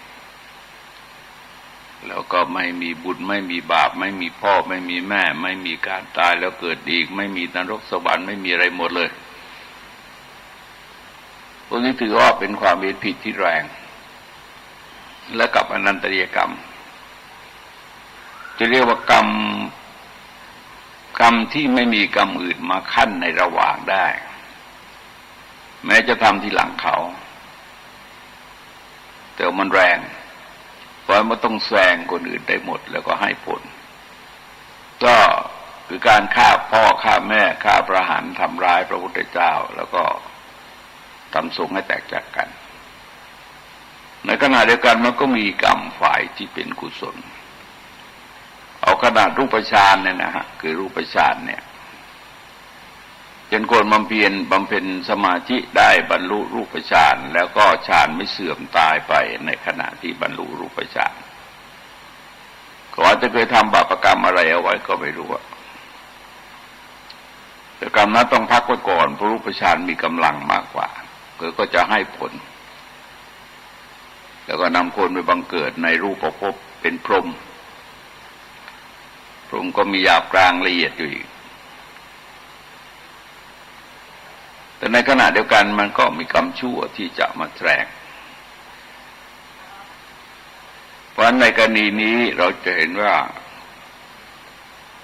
ปัจจุบันเราเห็นว่าเขาทำชั่วแต่ว่าการที่เขาตายแล้วไปเกิดในสุคติ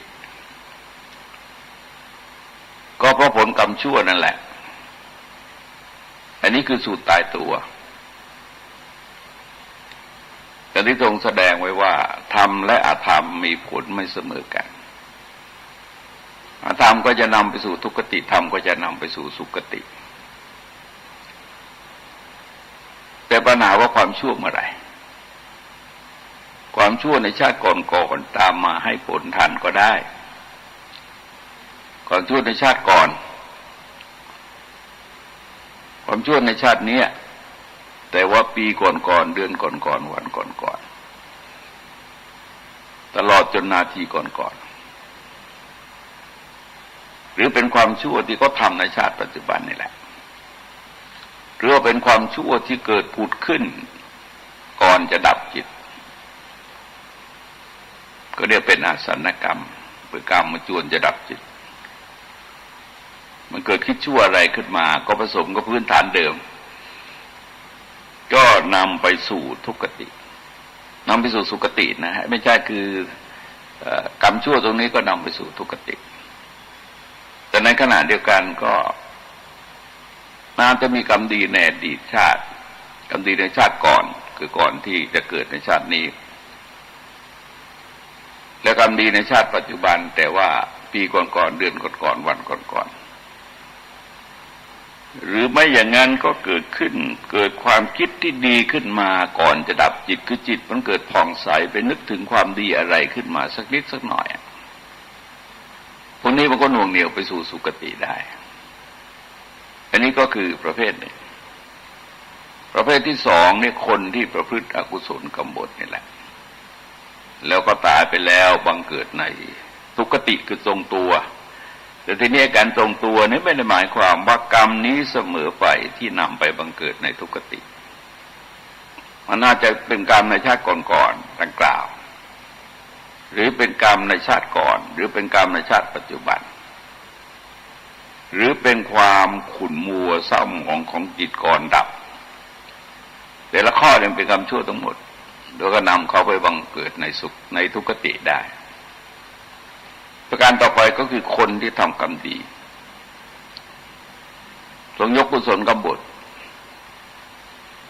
ก็คืองดเว้นจากการฆ่าสัตว์ลักทรัพย์ประพฤติผิดในกามงดเว้นจากการพูดเท็จพูดส่อเสียดพูดคำหยาบ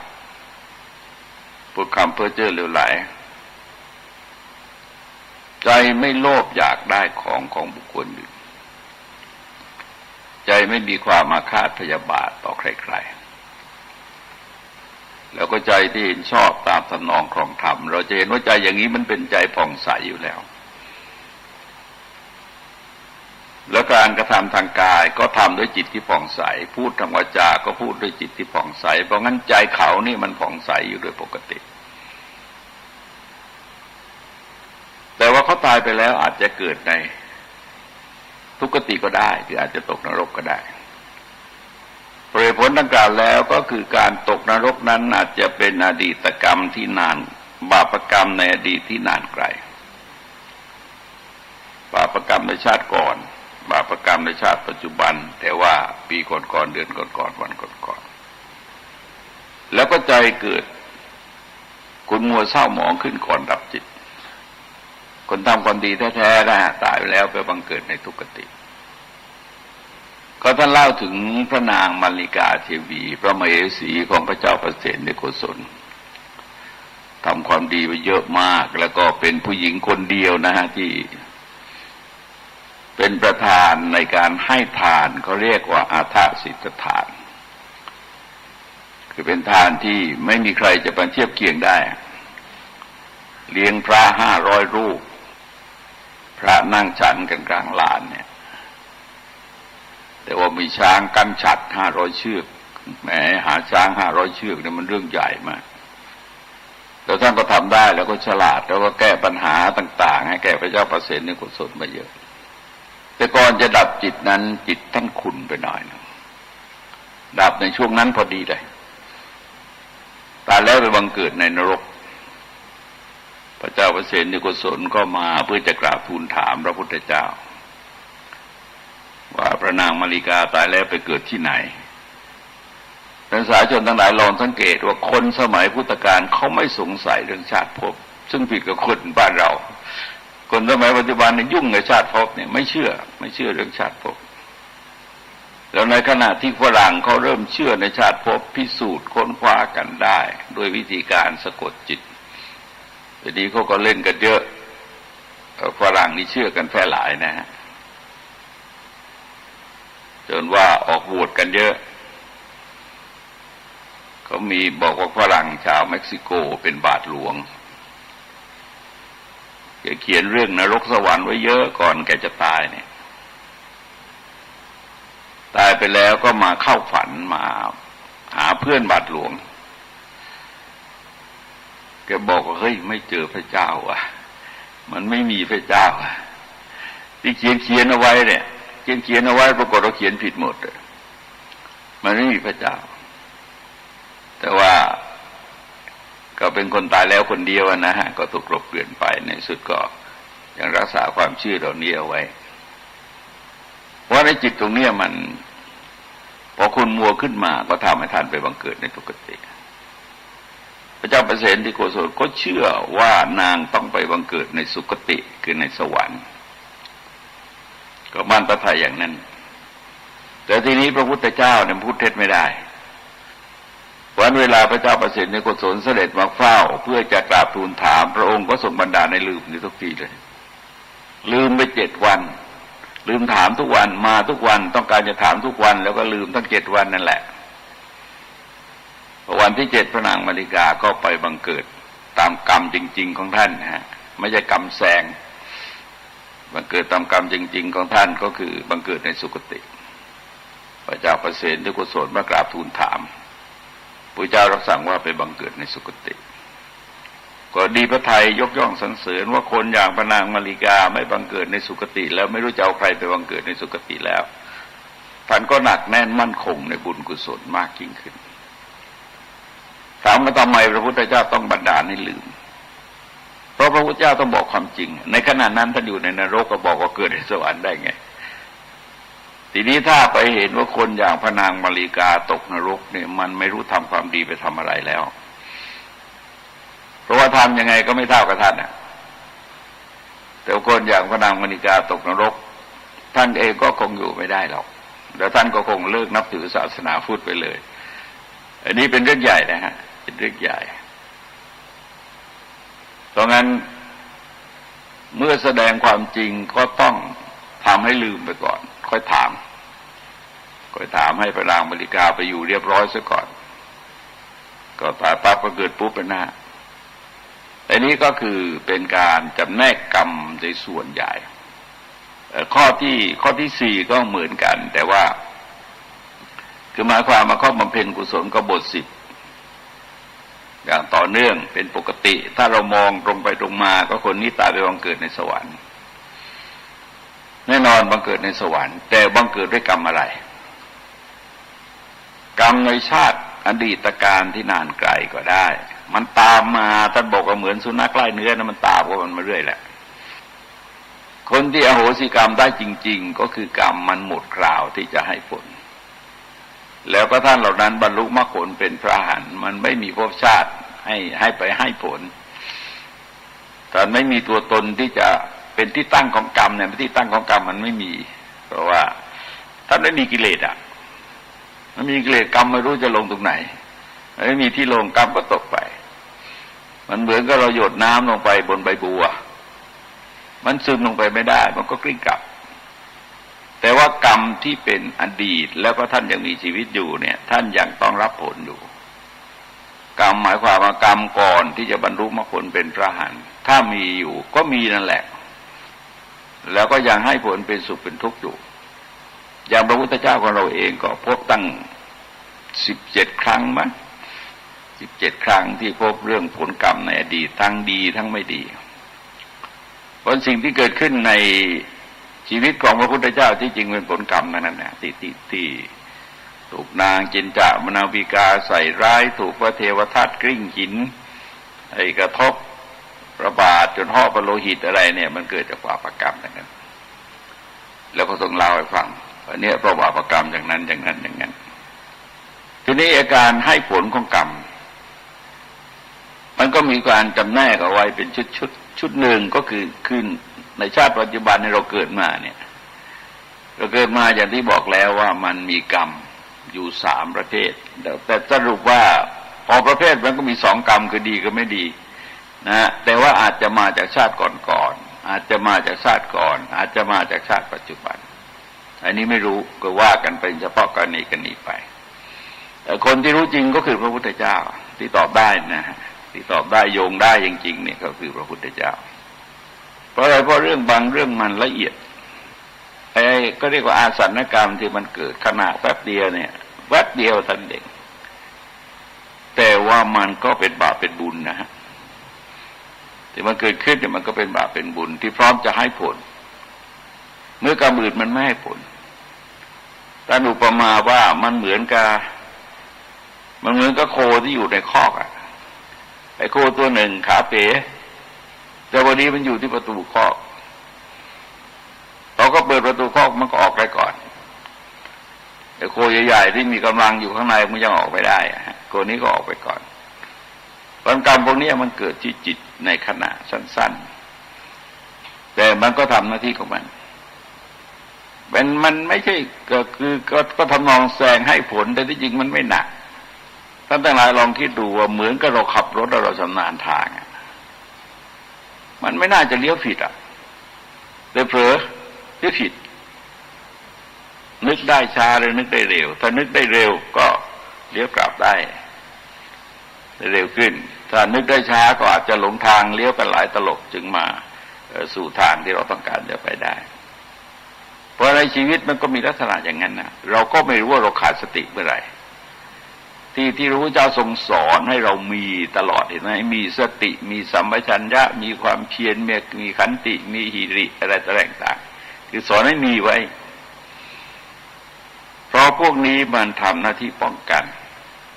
ทำหน้าที่ขจัดทำหน้าที่บำรุงแล้วก็ทำหน้าที่รักษาเราแต่เราก็ต้องมีมากพอถ้ามีน้อยเกินไปมันก็ช่วยเหลืออะไรไม่ได้เหมือนกันแต่กรรมที่เราเกิดมาที่เราจะเห็นว่าเราก็แตกต่างกันหมดสถานที่เราเกิดครอบครัวที่เราเกิดสกุลที่เราเกิดก็แตกต่างกับเพื่อน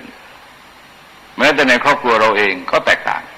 นะเราจะเห็นว่าคนแต่ละคนก็แตกต่างกันพี่น้องไม้พายอย่างต่างป้องพี่หรือน้องอย่างต่างใจรูปร่างอาจจะคล้ายคลึงกันหรือใกล้เคียงกันหรือฝาแฝดอาจจะเกือบเหมือนกันแต่มันก็มีความแตกต่างของมันชนกกรรมก็นำให้เกิดแต่เราจะพบว่ามันต่างกันที่ครอบครัวที่สถานที่เกิดสกุลที่เราเกิดครอบครัวที่เราเกิดมันต่างกันที่รูปร่างเนี่ยต่างกันหมดแล้วมันต่างกันที่ยุคสมัยเวลาที่เราเกิดนี่จะต่างกันบางครั้งมันเฉียดฉิวนะเราจะเห็นว่าในแนวโหราศาสตร์เนี่ยเขาสามารถคำนวณได้เวลามันคลาดไปนิดเดียวอีกถ้าเวลาไม่คลาดไปแล้วก็อาจจะได้ดีอย่างนั้นพอดีเวลาคลาดไปยุคสมัยเวลาคือยุคสมัยที่เราเกิดก็เงื่อนไขปัจจัยสภาพแวดล้อมต่างๆที่เกี่ยวกับสถานที่เกิดเนี่ย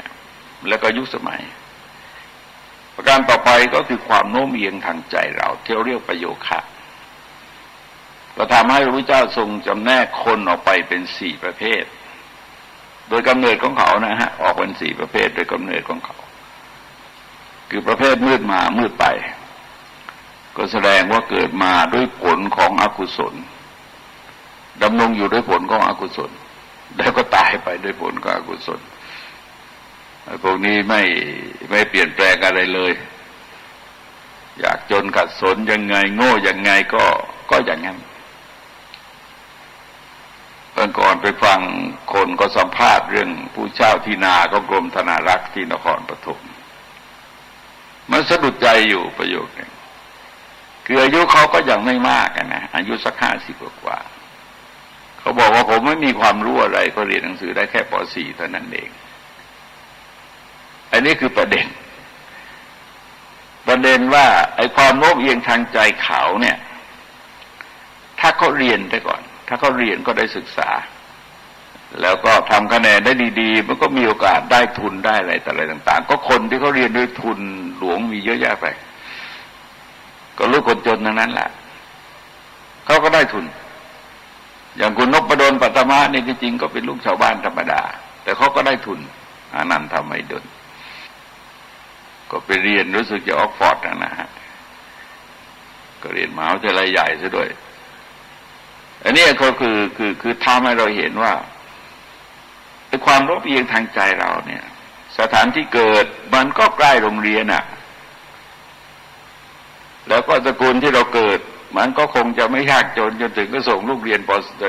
มัธยมไม่ได้ แต่ว่าดูอยู่ที่ตัวเรายุคสมัยก็ให้นะฮะยุคสมัยก็ให้เพราะว่าที่จริงคนพี่อายุ50 กว่าเนี่ยตอนนั้นก็มีมัธยมมีอะไรต่ออะไรหมดแล้วนี่นะมันก็น่าจะเรียนได้แต่ว่าเขาไม่ได้เรียนและความหมั่นขยันที่จะพัฒนาตัวเองมันไม่เกิดทำให้เขาก็เช่านาอยู่ตลอดแล้วก็ขึ้นที่นาขึ้นค่าเช่าที่นาเพราะในพื้นที่ทำนามันไม่เพิ่มแต่ค่าเช่ามันเพิ่มค่าเช่ามันเพิ่มขึ้นแล้วก็เดือดร้อนกันเราเห็นได้ชัดเลยนะ เห็นได้ชัดเลย 4 อย่างเนี่ย4 อย่างมันไม่สมบูรณ์หรอกคือสกุลที่เราเกิดอาจจะไม่มั่งคั่งร่ำรวยครอบครัวอาจจะเป็นครอบครัวชนชั้นกันมาชีพหรือว่าชาวนาชาวสวนแต่ว่าเปลี่ยนแปลงตัวเองได้ไม่จะแปลกอะไรมันอยู่ที่ความโน้มเอียงทางใจเราก็เรียกประโยคะคือความเพียรพยายามความฉลาดรอบรู้ของเราที่จะพัฒนาตัวเองเนี่ยมันปรับปรุงด้อยอีก3 ข้อได้หมดมันไม่แปลกเพราะว่าความสำเร็จของคนไม่ได้อยู่ที่รูปหล่อรูปสวยเห็นไหมฮะพอเอาก็จริงเราไปวิเคราะห์เป็นจุดๆไม่ได้สำเร็จที่ชาติสกุลไม่ได้สำเร็จที่ยุคสมัยแต่มันสำเร็จที่ความพยายามของมนุษย์คนนั้นถ้าว่าเธอมีความพยายามถูกทางเธอก็ไปของเธอได้บางคนอาจจะไปตั้งตัวได้เป็นหลักเป็นฐานในต่างถิ่นต่างแดนออกไปบางทีก็ต่างประเทศออกไปมันก็กลายเป็นคนประเภทที่เรียกมืดมาจริงแต่สว่างไปได้มืดมาแต่สว่างไปได้อีกประเภทหนึ่งนั้นก็เรียกว่าสว่างมาแต่ว่ามืดไปมาความมาเกิดมาด้วยผลบุญผลกุศลนี่แหละแต่ว่าไปคบหาสมาคมกับคนพาลหรือว่าตัวเองเป็นคนขี้เกียจไม่ใส่ใจที่จะพัฒนาตัวเองเพื่อสืบต่อสกุลวงเอาไว้ในที่สุดมันก็พาสกุลเสื่อมและตัวเองก็ตกต่ำลงไปอีกวันหนึ่งเรื่องสว่างมาสว่างไปก็สืบต่อกันมาได้นะฮะเราจะเห็นว่าคนอย่างร็อกกี้เฟลเลอร์นี่ที่จริงมาจากสามัญชนธรรมดาเห็นไหมทุกวันในลูกหลานก็ยังเป็นมหาเศรษฐีอยู่ก็ประมาณเท่าไหร่ละ3-4 ชั่วคนนะมันเขาก็ยังเป็นมหาเศรษฐีกันอยู่ที่ประเทศอินเดียเนี่ยมาเคยเห็นผลงานแต่ไม่เคยเห็นตัวนะฮะไม่เคยเห็นตัวแต่ว่าตอนไปอยู่อินเดียเนี่ยมันรุ่นหลานแล้วไม่ใช่รุ่นปู่มันเริ่มสร้างมูลนิธิรุ่นปู่เป็นมหาเศรษฐีเนี่ยตั้งแต่รุ่นปู่นะฮะแล้วปู่ก็สร้างจารีตที่ดีไว้บำเพ็ญกุศลสาธารณะสร้างโบสถ์สร้างเทวาลัยสร้างโรงเรียนสร้างโรงพยาบาลอะไรต่างๆก็สร้างไปเรื่อยมีแต่ชื่อแต่ไม่มีคนเคยเห็นตัวคนกดดีว่าคนไหนที่ชื่ออย่างเงี้ยก็เคยมาสร้างโรงงานทอผ้าแถวรังสิตที่ตอนที่เครื่องบินตกที่พระตายไป6-7 รูปก็ใกล้โรงงานทอผ้าของเขาเหมือนกันแต่ของเขาไม่เสียหายอะไรอันนี้เราจะเห็นว่าคนจริงๆก็ต่อกันได้สว่างมาสว่างไปสว่างมาสว่างไปสว่างมาสว่างไปต่อกันหลายชั่วคนก็ไปได้ตามทุกคนแก่กรรมของเขาทีนี้กรรมเมื่อให้ผลแก่เรานำเรามาเกิดนะฮะนำเรามาเกิดในสกุลที่แตกต่างกันแล้วเนี่ยสมมติว่าจะเกิดสกุลไม่ดีกับสกุลดีนะฮะไอ้สกุลไม่ดีมันอาจจะมีกรรมอย่างหนึ่งเขาเรียกอุปถัมภกกรรมเป็นกรรมพวกเดียวกันที่นำมาเกิดไม่ให้ดี เลยไม่ดีหนักขึ้นไปอีกจนเกิดมาครอบครัวเกิดแตกแยกเกิดการหย่าร้างหรือว่าพ่อตายแม่ตายขึ้นมามีปัญหาโรคภัยไข้เจ็บเบียดเบียนให้กรรมมันตามมาซ้ำเติมบาปกรรมมาตามมาซ้ำเติมทีนี้บางทีเนี่ยเมื่อมันค่เกิดมาแล้วก็อาจจะมีกรรมชนิดหนึ่งเขาเรียกว่าอุปปีลิกกรรมคือกรรมมาเบียนมันเป็นกุศลกรรมมาเบียนมันเป็นกุศลถ้าเราเกิดมาด้วยกุศลกรรมนี้จะเป็นกุศลมันจะไปลดความรุนแรงของกรรมให้กรรมที่ทำให้เราเกิดหมายความว่าดีขึ้นมีผู้ใหญ่เมตตาส่งเสริมสนับสนุนสงเคราะห์ได้ศึกษาแล้วเรียนอะไรต่างๆเนี่ยเขาก็ไปเขาได้อันนี้เราจะเห็นว่ามืดมาแล้วก็สว่างไปได้สว่างไประดับหนึ่งนะฮะทีนี้บางคนมันเปลี่ยนแปลงโดยหักมุมเลยคือหมายความว่าจากคนยากจนขัดสนอนาถาเนี่ยแล้วกรรมดีที่ทำหน้าที่มาฆ่าก็เรียกอุปฆาตกรรมไปฆ่าไอ้ตัวกรรมที่นำมาเกิดเนี่ยให้ผลแทนตัวเองเลยให้ผลแทนตัวเองตกลงว่าคนคนนี้ก็อยู่ด้วยกุศลกรรมเป็นการมืดมาแต่สว่างโปร่งไปเลยสว่างไปตลอดอันนี้ชุดหนึ่งนะอันนี้ชุดหนึ่งมันเริ่มต้นที่อกุศลและอกุศลจะเข้ามาเบียนจะเข้ามาเบียนไม่จะเข้ามาอุปถัมภ์ไม่จะเข้ามาเบียนเข้ามาเบียกุศลจะเข้ามาเบียนและกุศลจะเข้ามาตัดตกลงเราจะเห็นว่ามันก็มีกรรมเป็นอกุศลกุศลก็มีฝ่ายละสองแต่พอดีกุศลก็มีกำลังแรงที่ทำหน้าที่ฆ่าได้เนี่ยนะทำหน้าที่ฆ่าผลของอกุศลได้เนี่ยแสดงว่ากรรมนั้นที่เขาตามมาทันเนี่ยตามกรรมชาติไหนก็ไม่รู้อีกนะเขาก็มีกำลังแรงที่เข้ามาตัดผลของชนกกรรมได้ทีนี้ชุดต่อไปก็คือชนกกรรมเนี่ยนำเรามาเกิดดีนำเรามาเกิดในสถานที่ดีบางทีมีกุศลกรรมเข้ามาอุปถัมภ์ให้ดีมากยิ่งขึ้นตัวนี้เริ่มสว่างมาสว่างไปเห็นไหมเริ่มสว่างมาสว่างไปแล้วช่วงหนึ่งสว่างมาสว่างไป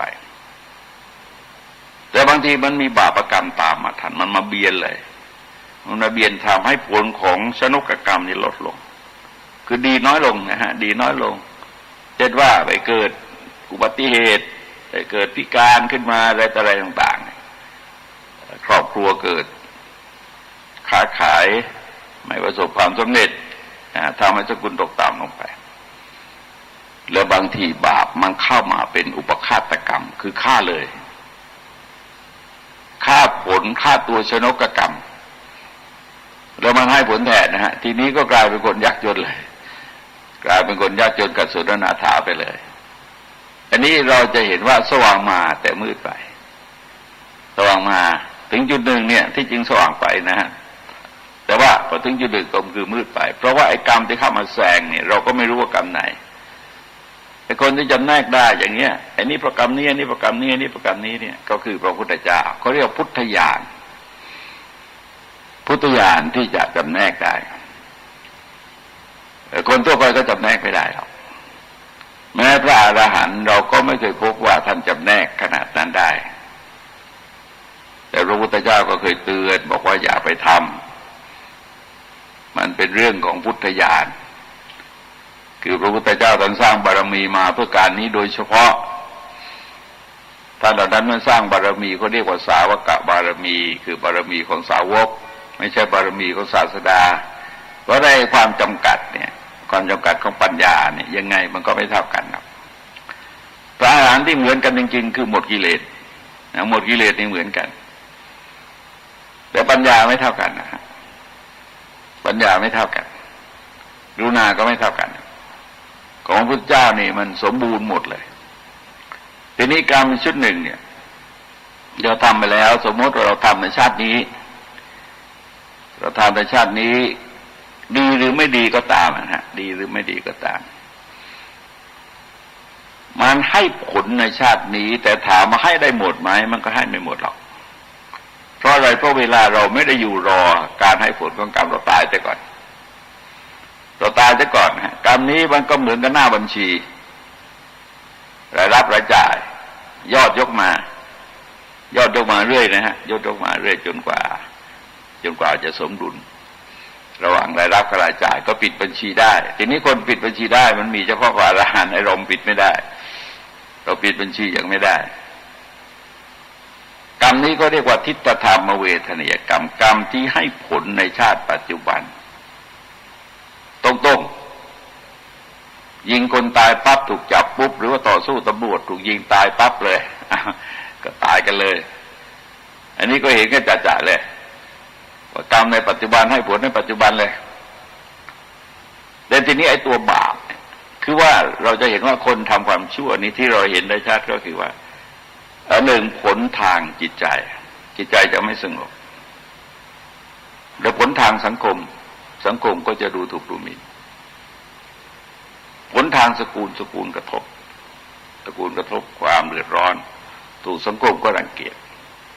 แล้วก็บาปกรรมเหล่านั้นมันจะตามเผาผลาญจนก็อยู่ไม่เป็นสุขหรอก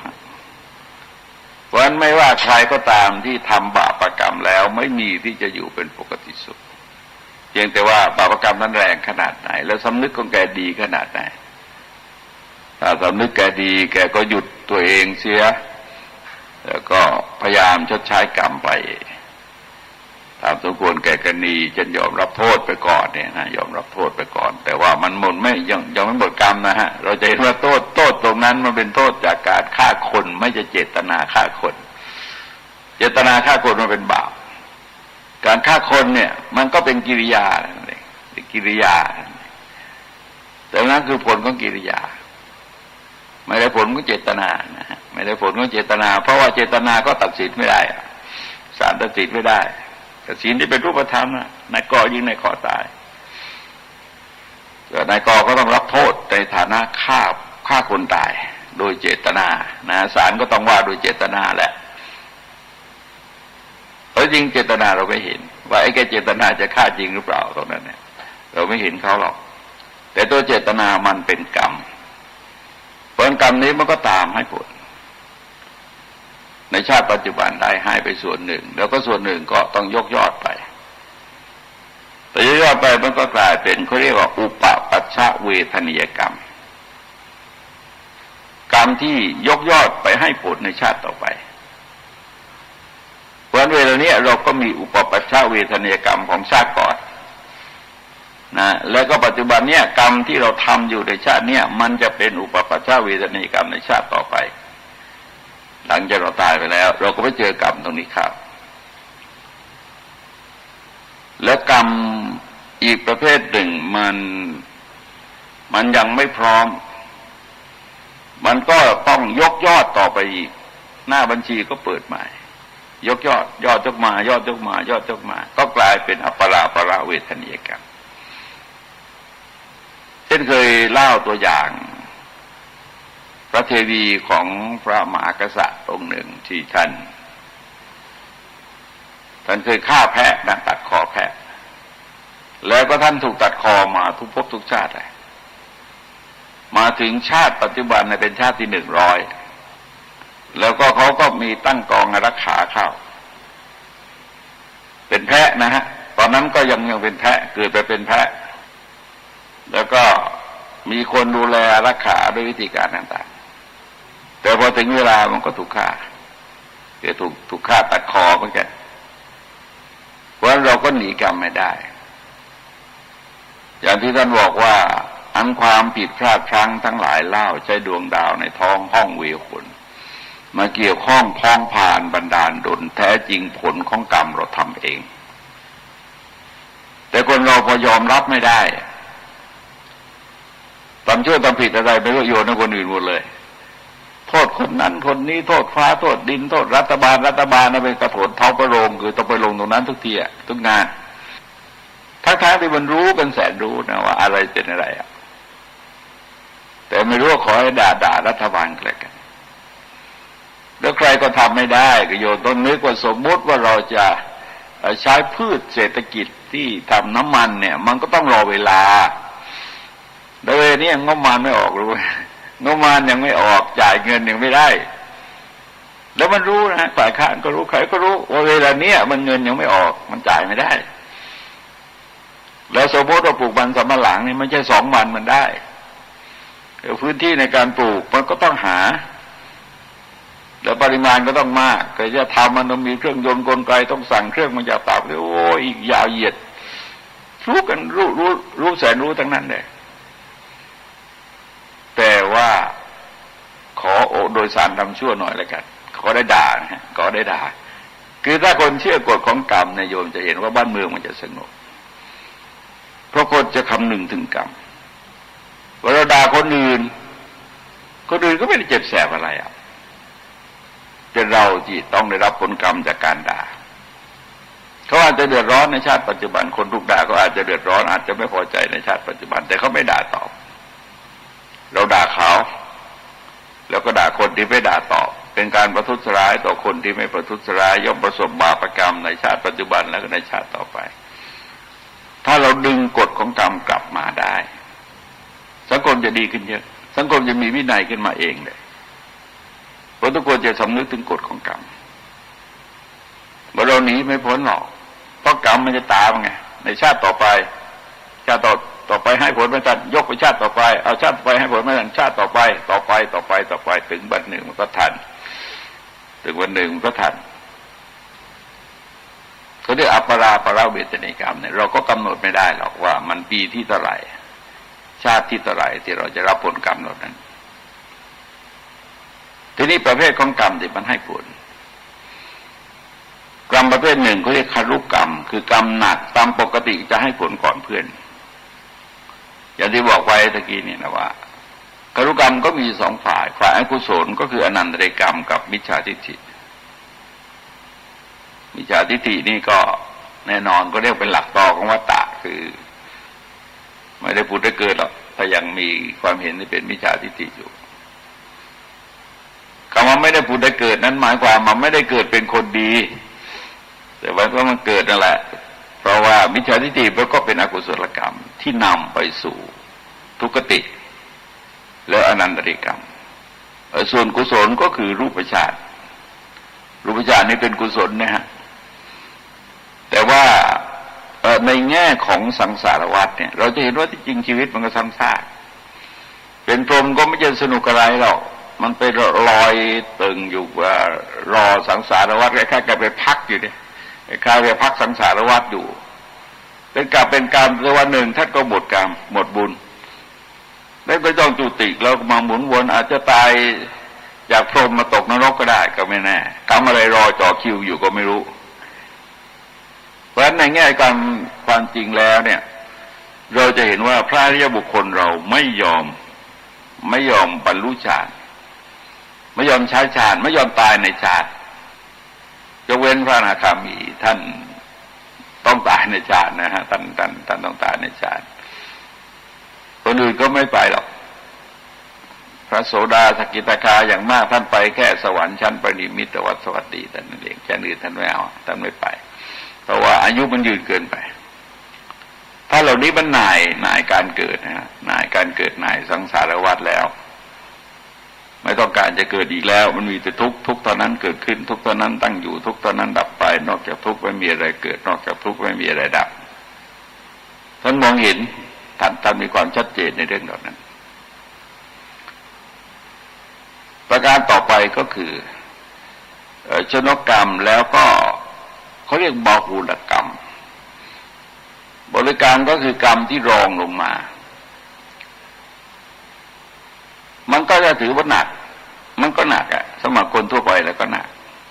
เพราะว่ากรรมหนักอย่างนั้นมันคนทำไม่ได้กี่คนหรอก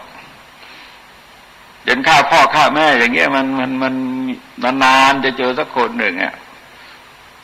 มันไม่เคยมีหรอกกรรมบาปหนักขนาดนั้นหรือมิจฉาทิฏฐิแรงขนาดนั้นมันก็มีน้อยว่าในกรรมเหล่านี้มันก็กลายเป็นกรรมที่หนักในบรรดากรรมที่คนทั่วไปก็ทำกันเป็นการฆ่าสัตว์ลักทรัพย์และผิดในกรรมก็อยู่กรรมประเภทนี้นะไม่ใช่ฆ่าพ่อฆ่าแม่นะฮะยกเว้นที่ว่ามาแล้วเนี่ยมันก็อยู่กรรมประเภทนี้ ทีนี้กรรมประเภทนี้มันก็ทำหน้าที่ดังที่กล่าวแล้วคืออาจจะไปเบียนอาจจะไปตัดอาจจะไปอุปถัมภ์ก็ไม่รู้ว่าเป็นกุศลหรืออกุศลแต่สรุปว่ามันมีหน้าที่อย่างเงี้ยมันสถานะมันไม่ใช่หน้าที่คือสถานะมันเป็นกรรมที่หนักมากแล้วก็ประการต่อไปเขาเรียกว่ากรรมสักแต่ว่าทำมันไม่ค่อยอะไรเท่าไหร่หรอกนะเช่นเราเอาก้อนอิฐปาไปเล่นๆเอาไปถูกหนูตายเราไม่ได้เจตนาหรอกมันไม่เจตนาแล้วก็ปาเล่นๆแต่ว่าตายนะฮะเพราะเราก็อาจจะถูกรับผลกรรมโดยคนก็ไม่เจตนาคนก็ไม่เจตนาเราก็รับผลกรรมก็อย่างพระรูปหนึ่งท่านเย็บจีวรนะเย็บจีวรแล้วเข็มมันไปเสียบเอาตัวเลนในผ้าท่านไม่รู้หรอกแต่เลนก็ตายนะฮะแล้วในการต่อมาเนี่ยท่านเป็นภิกษุได้บวชเป็นภิกษุนะฮะไม่ใช่การต่อมาคือชาติต่อมาเนี่ยท่านเกิดเป็นมนุษย์แล้วก็บวชเป็นภิกษุก็ท่านเห็นนายพรานเดินมานายพรานเนี่ยก็ถือว่าการเห็นพระเนี่ยเป็นอัปมงคลคือวันนั้นแกหาสัตว์ไม่ได้เลยแกจับสัตว์ไม่ได้เลยเพราะงั้นการเห็นพระเลยเป็นอัปมงคลมากสำหรับนายพรานเนี่ยไม่ชอบมากแกคนพระก็หลบไปอยู่ที่พุ่มไม้พอนายพรานเดินผ่านท่านก็หยับตัวนายพรานนึกว่าสัตว์พุ่งหอกเข้าไปแทงตายเลยอันนี้ปรากฏว่านายพรานคนนั้นก็คือเล่นในชาติก่อนแล้วท่านก็คือพระรูปนั้นในชาติก่อนนายพรานก็ไม่เจตนาในขณะเดียวกันพระก็ไม่เจตนาแล้วก็เล่นก็ตายโดยไม่เจตนาพระก็ตายโดยไม่เจตนาอันนี้ก็คือปัญหาเรื่องกรรมเราจะว่ากรรมมันจะเป็นอย่างนี้เพราะสัตว์โลกมันจะเป็นไปตามกรรมของมันแต่ว่าเวลามีกรณีขึ้นมามันก็ว่ากันไปกรณีนั้นๆนะก็แล้วแต่นะฮะก็เลยจะแยกเป็น3กลุ่มนะฮะจะเห็นว่ากรรมชนิดหนักเบาเรียงหนักเบากรรมประเภทหนึ่งนี่เขาเรียกอาสันกรรมเป็นกรรมเมื่อจวนจะตายเป็นนึกเอาดีหรือไม่ดีไม่รู้แต่นิดหน่อยทั้งดีทั้งไม่ดีนะแต่เรื่องนิดหน่อยพอดีมันเกิดคือว่าคนจะตายเนี่ยเขาเรียกมีกรรมารมณ์กรรมนิมิตตารมณ์คตินิมิตตารมณ์คือกรรมารมณ์กรรมที่เราทำมันจะปรากฏในเขาเรียกว่ามโนทวารวิถีคือจิตเราอะหลับตาเราก็เห็นพอหลับตาเราจะเห็นกรรมของเนี้ยปรากฏคล้ายๆกับเครื่องโทรทัศน์เราก็เห็นว่าเราทำกรรมอย่างนั้นทีนี้ถ้าเราทำกรรมดีเราก็ปีติประโมทแต่กรรมไม่ดีเราก็เดือดร้อนใจเห็นว่าใจจะเริ่มขุ่นเริ่มใสแล้วใจเริ่มขุ่นเริ่มใสแล้วเพราะเห็นเนี่ยพอเห็นกรรมเนี่ยทำให้ใจมันขุ่นมันใสพวกเนี้ยถึงจุดหนึ่งไอ้กรรมอะไรมาแซงโครมก็มาก่อนจะดับจิตเห็นเป็นคตินิมิตตารมณ์คือสถานที่ไปกรรมารมณ์กรรมนิมิตตารมณ์คือกรรมมันจะตรึงอยู่ตลอดอยู่อย่างนั้นเห็นอย่างนั้นเห็นกิจกรรมดีกิจกรรมชั่วที่เราเคยทำจงโน่นมั่งนี่บางอะไรแต่ไรวุ่นหมดใจเราก็เริ่มขุ่นเริ่มใสก็แล้วแต่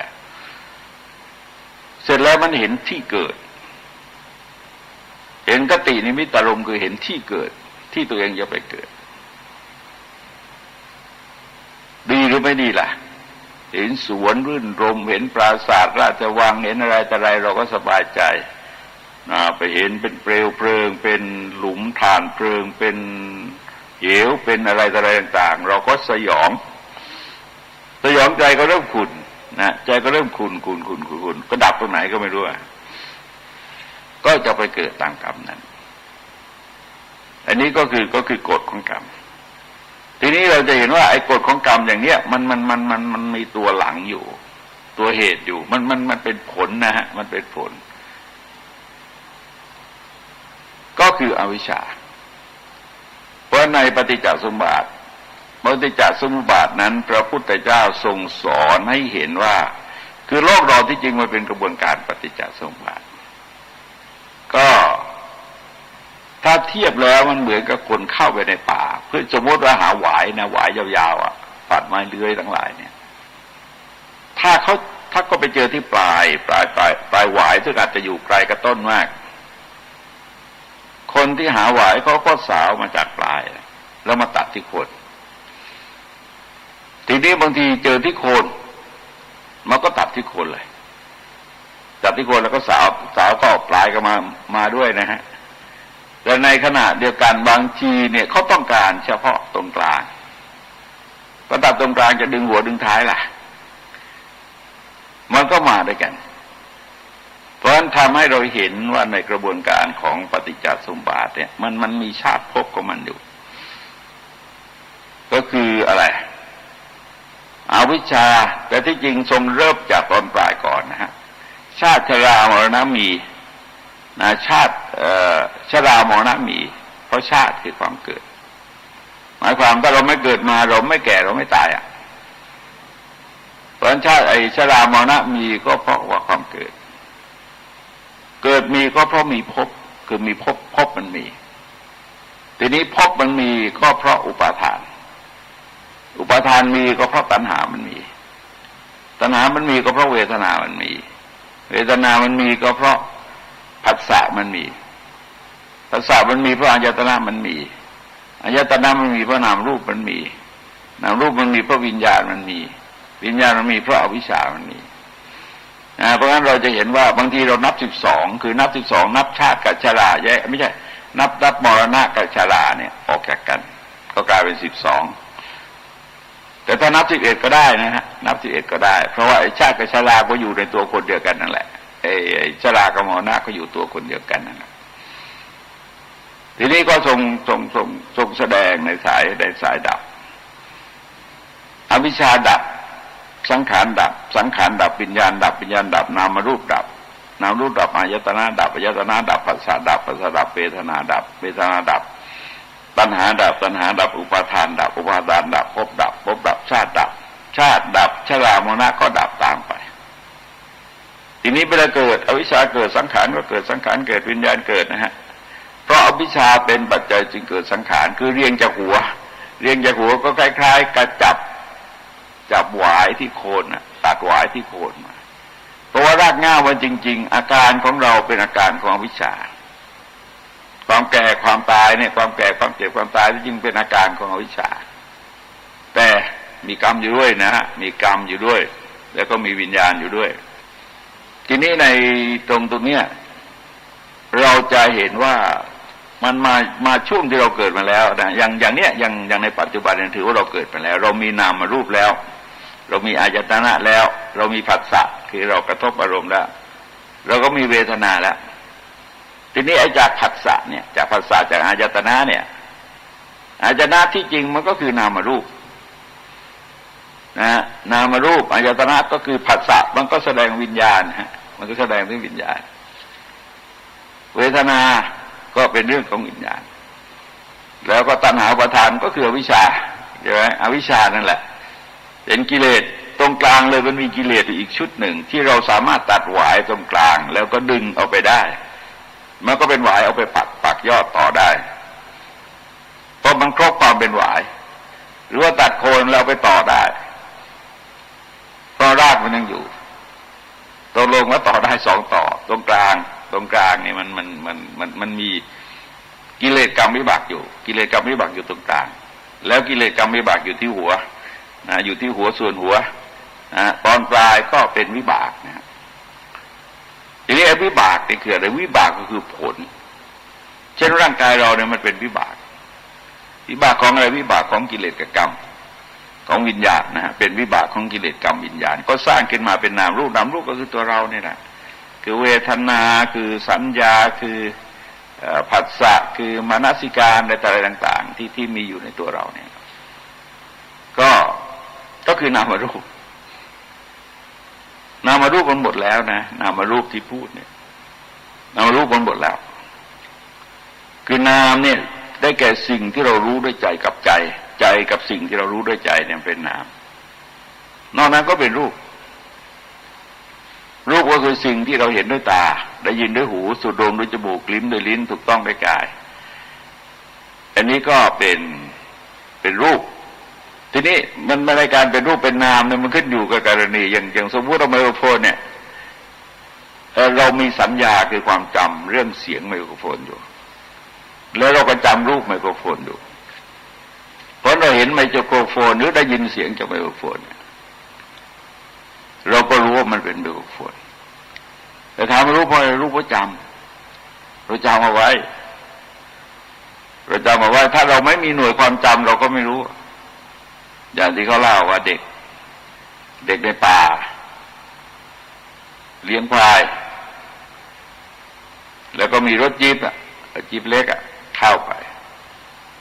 ปแล้วมันติดโคลนนะติดโคลนมันก็เร่งเครื่องคำรามลั่นไปหมดเลยเด็กก็วิ่งไปบอก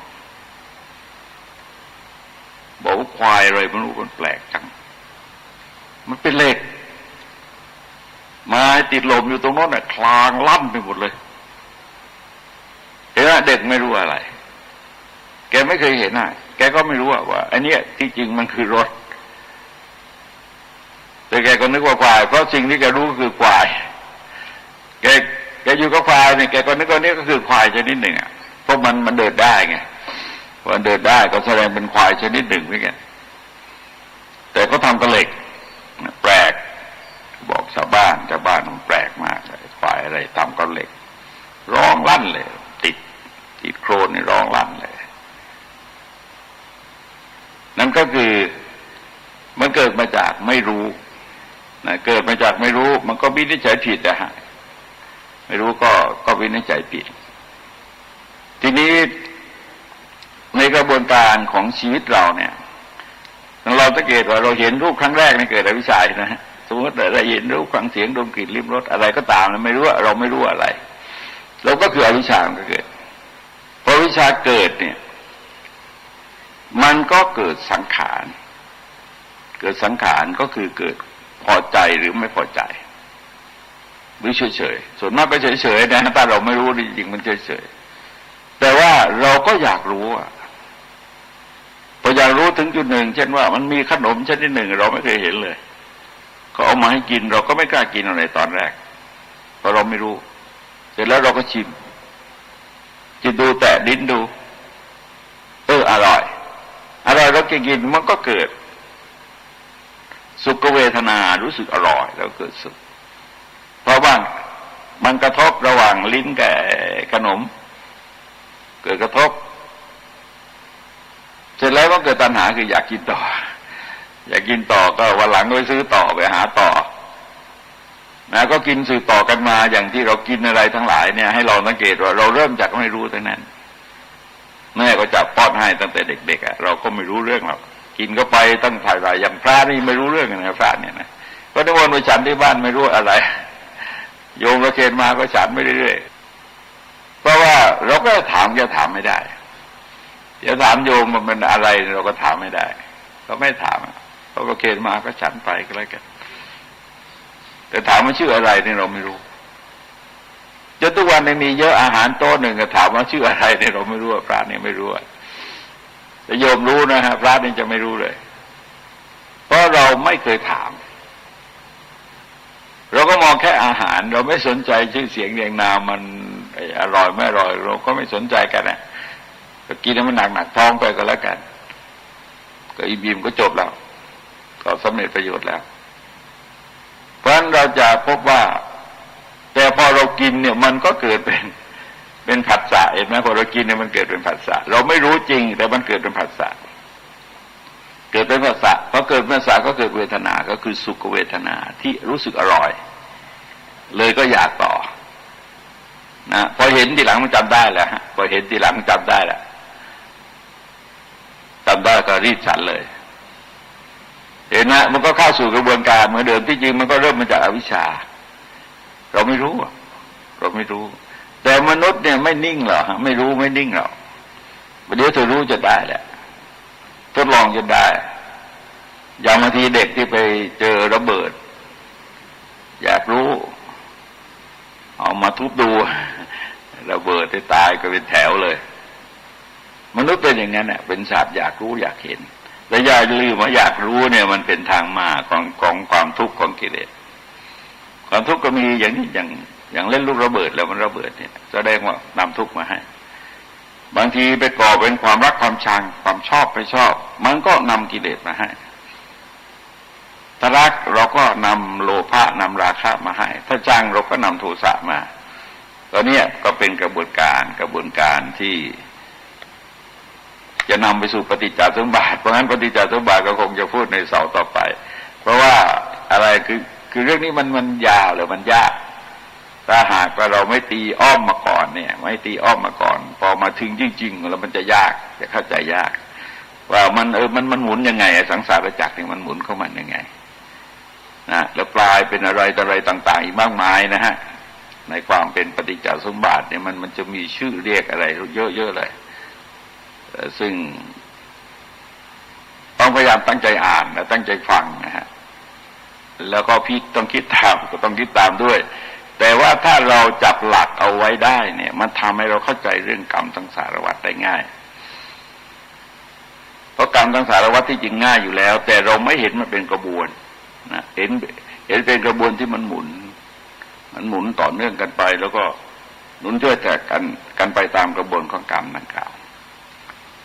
สำหรับพระสูตรในวันนี้ก็ขอยุติไว้ด้วยเวลาเพียงเท่านี้ที่สุดนี้ขอความเจริญงอกงามไพบูรย์ในธรรมจงมีแด่ท่านสาธุชนทั้งหลายโดยทั่วกันทุกท่านเถิด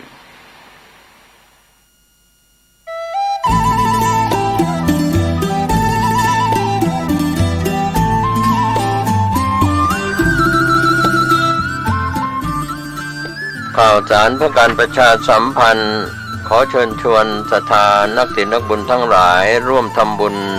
อายุวัฒนมงคลครบรอบ62ปี71พรรษาพระภาวนาธรรมาภิรัตน์ไฝปัตนารองเจ้าคณะอำเภอเมืองเชียงใหม่เจ้าวาดวัดร่ำเปิงตะโปธารามเจ้าสำนักปฏิบัติธรรมประจำจังหวัดเชียงใหม่แห่งที่2จัดงานระหว่างวันอาทิตย์ที่22และวันจันทร์ที่23มกราคม2566ขอเชิญชวนศรัทธานักศีลนักบุญทั้งหลายร่วมงานในงานนี้มีพิธีทำบุญบำเพ็ญกุศลทักษิณานุปทานเพื่ออุทิศกัลปนาผลน้อมถวายบูชาคุณบุรพาจารย์พระเดชพระคุณหลวงปู่พระพรหมมงคลไฝปัตนาหลวงปู่ทองสิริมังคโรพระเจ้ายอดเชียงรายพระนางอัตปาเทวีและบรรพบุรุษผู้มีอุปการะคุณวีรชนบุปการีชนของวัดร่ำเปิงตะโปธารามขอเชิญชวนศรัทธานักศีลนักบุญทั้งหลายร่วมงานวันอาทิตย์ที่22มกราคม 15:30 น.ในส่วนของพิธีทักษิณานุปทานและในพิธีวันจันทร์ที่23มกราคม2566นั้นเป็นพิธีทำบุญอายุวัฒนมงคล62ปี41พรรษาพระภาวนาธรรมาภิรัตน์ไฝปัตนาเชิญท่านร่วมงานบุญนี้ท่านที่จะติดต่อสอบถามรายละเอียดเพิ่มเติมได้ที่สำนักงานวัดร่ำเปิง062-216-8339หรือที่065-032-7592ก็เป็นงานบุญงานกุศลของวัดร่ำเปิงตะโปธารามตำบลสุเทพอำเภอเมืองเชียงใหม่จังหวัดเชียงใหม่เชิญท่านร่วมงานนี้โดยพร้อมเพรียงกัน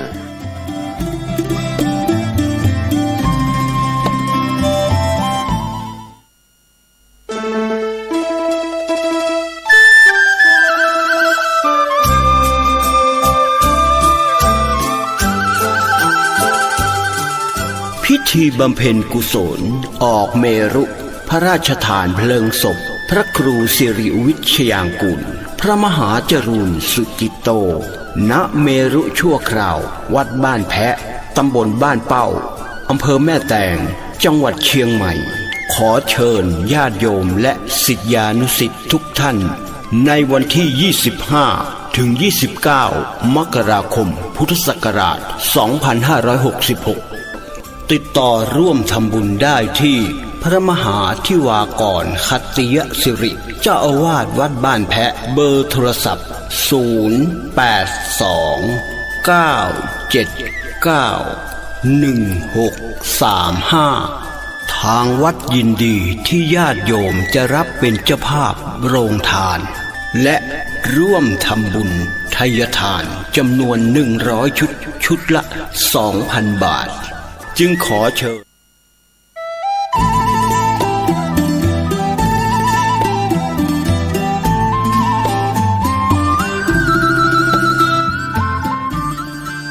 ข่าวสารเพื่อการประชาสัมพันธ์ขอเชิญชวนศรัทธานักศิลป์นักบุญทั้งหลายร่วมทำบุญอายุวัฒนมงคลครบรอบ 62 ปี71 พรรษาพระภาวนาธรรมาภิรัตน์ไฝปัตนารองเจ้าคณะอำเภอเมืองเชียงใหม่เจ้าวาดวัดร่ำเปิงตะโปธารามเจ้าสำนักปฏิบัติธรรมประจำจังหวัดเชียงใหม่แห่งที่2จัดงานระหว่างวันอาทิตย์ที่22และวันจันทร์ที่23 มกราคม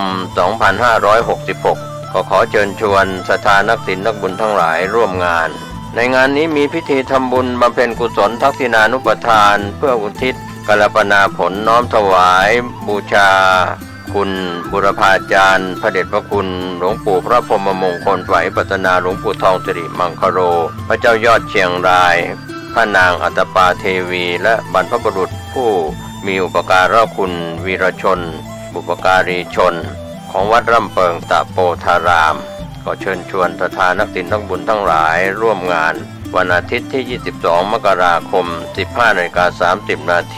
ในส่วนของพิธีทักษิณานุปทานและในพิธีวันจันทร์ที่ 23 มกราคม 2566 นั้นเป็นพิธีทำบุญอายุวัฒนมงคล62 ปี 41 พรรษาพระภาวนาธรรมาภิรัตน์ไฝปัตนาเชิญท่านร่วมงานบุญนี้ท่านที่จะติดต่อสอบถามรายละเอียดเพิ่มเติมได้ที่สำนักงานวัดร่ำเปิง 062-216-8339 หรือที่ 065-032-7592 ก็เป็นงานบุญงานกุศลของวัดร่ำเปิงตะโปธารามตำบลสุเทพอำเภอเมืองเชียงใหม่จังหวัดเชียงใหม่เชิญท่านร่วมงานนี้โดยพร้อมเพรียงกัน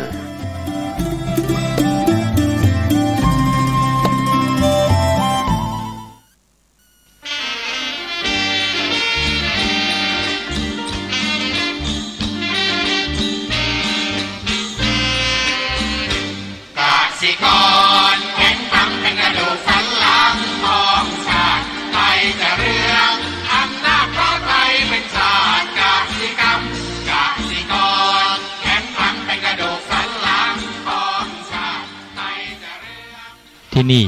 สถานีวิทยุ FM 104.50 เมกะเฮิรตซ์วัดฝายหินมหาวิทยาลัยเชียงใหม่จังหวัดเชียงใหม่รายการต่อจากนี้ไปขอเชิญท่านผู้ฟังทุกท่านเข้าสู่รายการดีมีคุณค่าน่าติดตามรายการเกษตรเพื่อชีวิตดำเนินรายการโดยกลุ่มรักเกษตรประสานงานโดยนายพิชัยคงพิทักษ์คณะเกษตรมหาวิทยาลัยเชียงใหม่หมายเลขโทรศัพท์ 053944030ขอเชิญทุกท่านติดตามรับฟังได้ณบัดนี้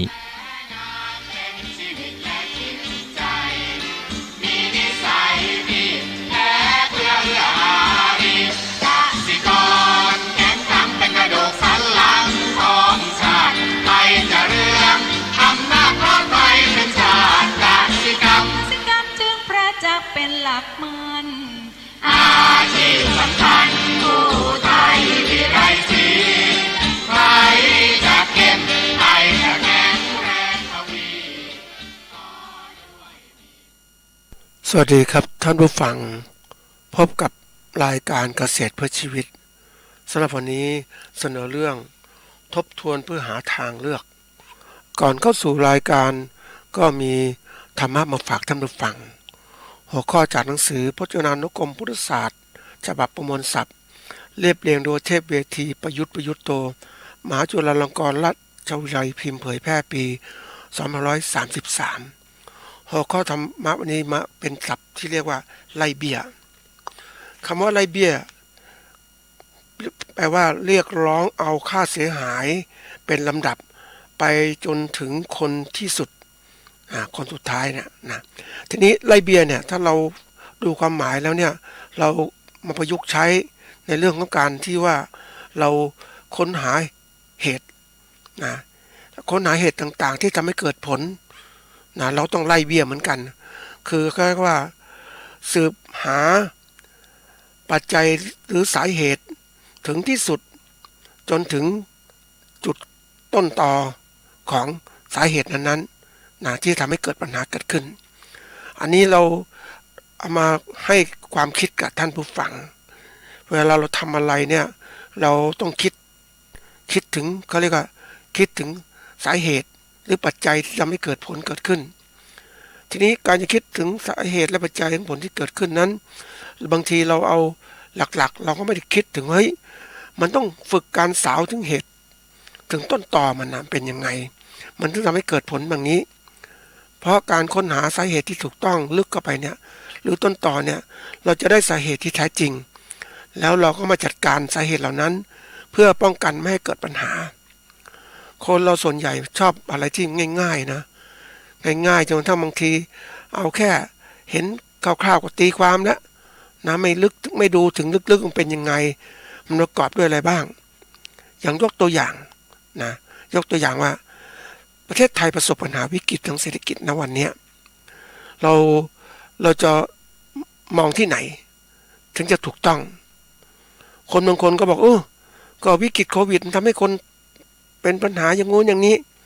นะเนี่ยคนที่มองเขาเรียกมองตื้นๆอ่ะแต่คนที่มองลึกไม่ใช่นะมันนี่เป็นสาเหตุตัวหนึ่งละแต่เหตุลึกๆคือมาจากอะไรการปฏิวัติรัฐประหารที่ผ่านมาเนี่ยมันทำให้ประเทศไทยไม่มีการพัฒนาไม่มีการที่ว่าปรับปรุงตัวเองนะประเทศไทยมันก็แช่แข็งอยู่นิ่งๆนะแล้วก็หยุดการพัฒนาต่างๆทั้งหมดเลยเศรษฐกิจก็แย่ลงแล้วก็แย่ลงแต่เพียงแต่ว่าไม่มีใครพูดถึงแล้วก็กลุ่มคนพวกนี้ก็มามีส่วนในการเป็นผู้บริหารประเทศก็ไม่ได้สนใจในการพัฒนาประเทศแล้วก็การแก้ปัญหาต่างๆที่เกิดขึ้นอย่างโควิดที่มันระบาดเนี่ยมันเป็นผลของการบริหารจัดการที่ไม่ถูกต้องมันช้าใช้วัคซีนไม่ดีนะแล้วก็มีการตรวจตราต่างๆคือให้คนต่างชาติเข้ามาจริงๆของเราโรคนี้เป็นโรคนำเข้ามาแต่เราก็ปล่อยเข้ามามันก็แพร่ระบาดเกิดขึ้นแล้วเราก็พูดถึงว่ามันเป็นโควิดที่ทำให้คนตกงานต่างๆเกิดขึ้นอันนั้นก็ปลายเหตุแหละนะเดี๋ยวนี้ที่ว่าเศรษฐกิจเราไม่ดีค้าขายไม่ดีเนี่ยก็ว่าการตกงานของคนมันมีมากตกงานทุกคนเพราะว่าผู้เจ้าของโรงงานหรือผู้เจ้าของงานต่างๆเขาก็รู้ว่าปัญหาอย่างเกิดขึ้นเนี่ยเขาก็พยายามที่จะหนีเอาโรงงานไปตั้งที่อื่นที่มันปลอดภัยพอเห็นวิกฤตแล้วเนี่ยเพราะฉะนั้นคนที่เหลืออยู่ก็ตกงานทีนี้เรามาดูว่าคนที่เขาเก่งในการแก้ปัญหาอย่างนักธุรกิจก็เห็นเกิดโควิดทั่วโลกแล้วเกิดแล้วเนี่ยเริ่มเกิดแล้วอย่างผู้บริหารสายการบินเนี่ยนะที่เขารวยมากนะท่านผู้ฟังเขาค้าขายเลยคือขายสายการบินทิ้งเลยมันถูกงั้นก็ขายทิ้งเลยเพราะอะไรก็คือมันทำกำไรได้น้อยหรือจะขาดทุนแล้วมันก็ขาดทุนจริงๆนี่คือการที่เขาวิเคราะห์เหตุเขาตัดสินใจถูกต้องอย่างนักลงทุนไทยบางคนเนี่ยเมื่อเกิดรัฐประหารปุ๊บเขาหยุดการลงทุนเลยนะถามว่าทำไมไม่ลงทุนหมดอนาคตแล้วเพราะว่าดูหัวหน้าผู้บริหารต่างๆไม่ได้เรื่องไม่สามารถจะบริหารประเทศได้ดูสิเขาจะลงทุนก็ลงทุนเมื่อเศรษฐกิจดีขึ้นอะไรดีขึ้นก็จะลงทุนถ้านี่เขาไม่ลงทุนนี่คืออะไรนี่คือการมองถึงต้นตอของเหตุปัญหาที่แท้จริงมันถึงเข้าใจเรื่องราวได้ทำไมถึงเป็นอย่างนี้ก็เพราะว่าถ้าเราวิเคราะห์ต่อไปว่ามันเป็นเพราะความโลภของคนนั่นแหละคนที่อยู่มีอำนาจก็อยากจะอยู่อำนาจนานๆอยากจะเขาเรียกว่าหาโอกาสเอาแล้วได้เปรียบคนอื่นไม่ต้องให้มีการพัฒนาเหมือนเป็นประเทศเผด็จการเนี่ยต้องการครอบงำต่างๆทำให้คนไม่มีการเจริญเติบโตเมื่อคนไม่เจริญเติบโตทั้งความคิดความรู้ต่างๆมันก็หยุดประเทศนะไม่สามารถที่จะหาไปที่ไหนได้เหมือนกับเราเจอปัญหาเนี่ยวันนี้เจอปัญหาเกษตรกรเจอปัญหาว่าขายสินค้าเกษตรไม่ได้กำไรหรือว่ามีพ่อค้าไม่กี่รายซื้อสินค้าเขาไม่มีโอกาสในพัฒนาการค้าการขายเขาถูกกดดันอย่างนี้ถูกบีบคั้นอย่างนี้นี่คือต้นเหตุของการที่มันทั้งหมดเนี่ยก็คือว่าความเขาเรียกว่าการเป็นผู้ประกอบการหรือเกษตรกรต่างๆเนี่ยจะอยู่รอดก็ต้องเป็นผู้มีความรู้จริงๆแล้วก็มีการกระทำจริงแล้วก็หยุดยั้งการบริหารการปฏิวัติต่างๆของประเทศประชากรประเทศถ้าเมื่อใดประชากรของประเทศเนี่ยเป็นคนที่ฉลาดมีความรู้มีความสามารถมีแสดงอำนาจที่ถูกต้องในการปกปักรักษาอำนาจอธิปไตยของประเทศเราเจริญแต่ที่ผ่านมาเรากลัวไปหมดเลย ตั้งแต่ปฏิวัติที่ผ่านมาเนี่ยถูกครอบงำหมดแล้วก็ไม่แสดงออกอะไรต่างๆสถานีวิทยุเองก็ปิดรายการต่างๆนะคนจะประท้วงก็ประท้วงไม่ได้ปิดหมดคือเขาแสดงความคิดเห็นก็ถูกปิดหมดเนี่ยเพราะนั้นการที่จะเกิดการพัฒนาก็ไม่เกิดขึ้นมันก็เลยปล่อยประเทศไปอย่างนี้แหละมันก็ลำบากอย่างนี้ที่ท่านเห็นนี่แหละแล้วจะโทษใครล่ะถ้ามองถึงต้นสายปลายเหตุจริงๆอ่ะก็โทษประชาชนนั่นแหละไม่มาต่อสู้ไม่มายิงไม่มาต่อต้านผู้ที่มีอำนาจหรือปฏิวัติต่างๆเนี่ยเขาก็ครอบงำทั้งหมดแล้วก็ครอบงำทำให้เรานั้นอยู่ในวัฏจักรโง่จนเจ็บถึงปัจจุบันแล้วก็เป็นปัญหาที่เราลำบากมากหาทางแก้ก็ไม่เป็นเพราะเรา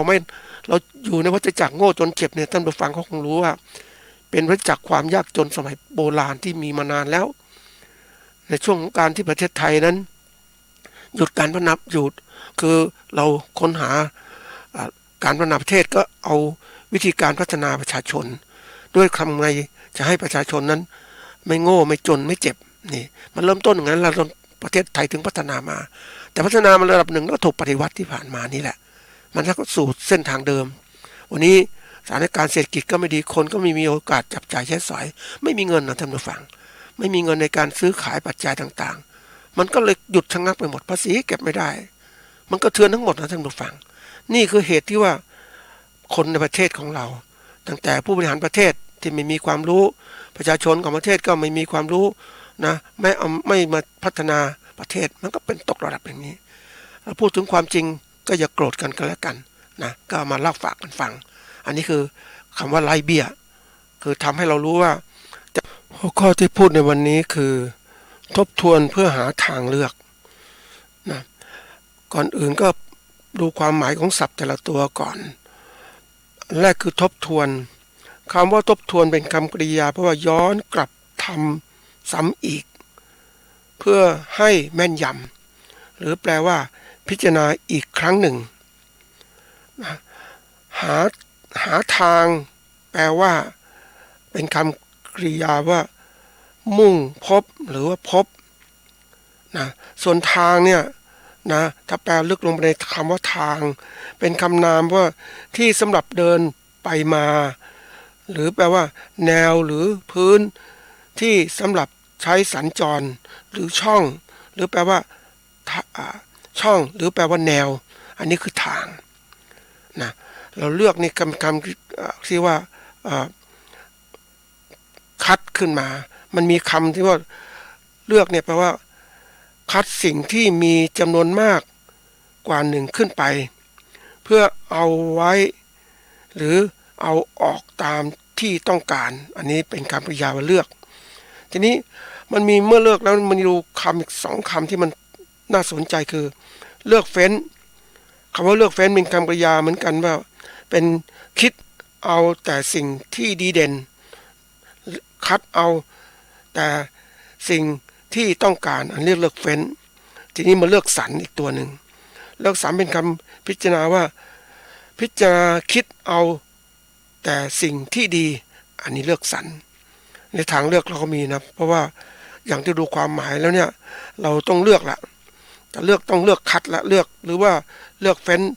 เลือกสรรก็แล้วแต่เป็นต้องเลือกแล้วเพราะว่าอันนี้เป็นสิ่งที่ทำให้เรานั้นอาจจะต้องอยู่รอดนะทีนี้ความสำคัญของสิ่งนี้หัวข้อนี้ก็คือว่าเพื่อนะทำไมต้องเลือกก็เพื่อที่เรานั้นอาจจะต้องรู้ตัดสินใจว่าจะอยู่หรือจะทำเกษตรต่อหรือไม่ทำเกษตรต่อถ้าอยู่ทำเกษตรเราก็ต้องมีการพัฒนาต่างๆที่เกิดขึ้นนะให้มันดีขึ้นแล้วก็ถ้าไม่ทำการเกษตรต่อก็ไม่คือหาทางเลิกกันแล้วกันนะทำไม่เลือกก็ต้องเลิกแล้วล่ะเพราะว่ามันอยู่ไม่ได้อยู่ลำบากทีเดียวนี้มาดูว่าตัวที่มันทำให้เกิดตรงนี้ก็คือสถานการณ์ต่างๆที่เกิดขึ้นมันลุมเล้าเกษตรกรหรือผู้ประกอบการเกษตรมากมายทีเดียวเพราะว่าจากที่เราดูวิเคราะห์ให้เห็นถึงว่าทำไมถึงเป็นเช่นนี้นะอันแรกเราต้องดูว่าถ้าดูของเกี่ยวข้องดูหลักๆที่มันเกี่ยวหลักๆเคยพูดไว้ว่าสิ่งที่เกี่ยวข้องกับการเกษตรนั้นนะมันมีอยู่2ตัวหลักๆคือ ตัวของเกษตรกรหรือตัวผู้ประกอบการนะเกษตรอีกตัวหนึ่งคือสิ่งแวดล้อมทางการเกษตรสิ่งแวดล้อมการเกษตรก็คือเศรษฐกิจสังคมการเมืองการปกครองสิ่งแวดล้อมต่างๆที่เกี่ยวข้องมันมีผลต่อการประกอบการเกษตรของเราตัวเกษตรกรต้องมีความพร้อมนะแล้วก็สถานการณ์เกษตรสิ่งแวดล้อมเกษตรต้องมีความพร้อมมันถึงทำให้การเกษตรเป็นไปด้วยดีแต่วันนี้มันไม่เป็นไปไม่ดีเพราะว่าหลายอย่างที่มันเกิดสะสมเกิดขึ้นเศรษฐกิจการค้าขายก็ไม่ค่อยดีนะข้าวอะไรแพงไปหมดนะปัจจัยผลิตแพงสินค้าเกษตรบางทีก็ถูกกดราคาถูกอย่างเนี้ยอย่างวันก่อนไปเจอเขาแม่ค้าเล่าให้ฟังนะผักคะน้านี่โลตั้ง200-300 บาทโอ้โหมันแพงขนาดนั้นนะแต่แม่ค้าไปซื้อจากใครซื้อจากแม่ค้าในท้องตลาดแต่ถามว่าเกษตรกรขายเท่าไหร่ไม่รู้มันเกิดอะไรขึ้นก็มีพ่อค้าคนกลางนั่นเองเนี่ยเพราะนั้นมันจะทำอาหารกินลำบากมากนะหมูก็แพงขึ้นเนี่ยเศรษฐกิจการซื้อขายก็ไม่ดีคนก็ไม่มีปัจจัยซื้อสินค้านะเขาต้องประหยัดนะแล้วถัดมาคือสังคมเราก็แน่นอนสังคมก็เป็นสังคมผู้สูงวัยและสังคมที่แบบยอมรับว่าเราอยู่กันเขาเรียกว่ามันแตกต่างจากเดิมสังคมเนี่ยมันมีส่วนหนึ่งที่ว่าเป็นสังคมที่คนมีความรู้นะอีกส่วนหนึ่งคือสังคมไม่ค่อยมีความรู้คือคนนั้นคงไม่มีความรู้คนมีความรู้นี่ก็ต้องเอาความรู้ไปใช้ประโยชน์ในการประกอบการต่างๆเขาก็หาหนทางในการผลิตหรือการจำหน่ายปัจจัยต่างๆหรือซื้อขายผลเกษตรแล้วแต่เนี่ยเขาจะมีกลไกในการที่เขาเรียกฉลาดขึ้นอ่ะแล้วก็เอากำไรให้มากที่สุดนั่นเองถ้าคนไม่มีความรู้เนี่ยแน่นอนก็ถูกแล้วเอาเปรียบตลอดไปเพราะว่าไม่มีโอกาสในการที่จะหาหนทางในการที่จะเอายังไงให้ตัวเองประกอบการและมีกำไรเหมือนวันนี้เกษตรกรเราลำบากเพราะว่า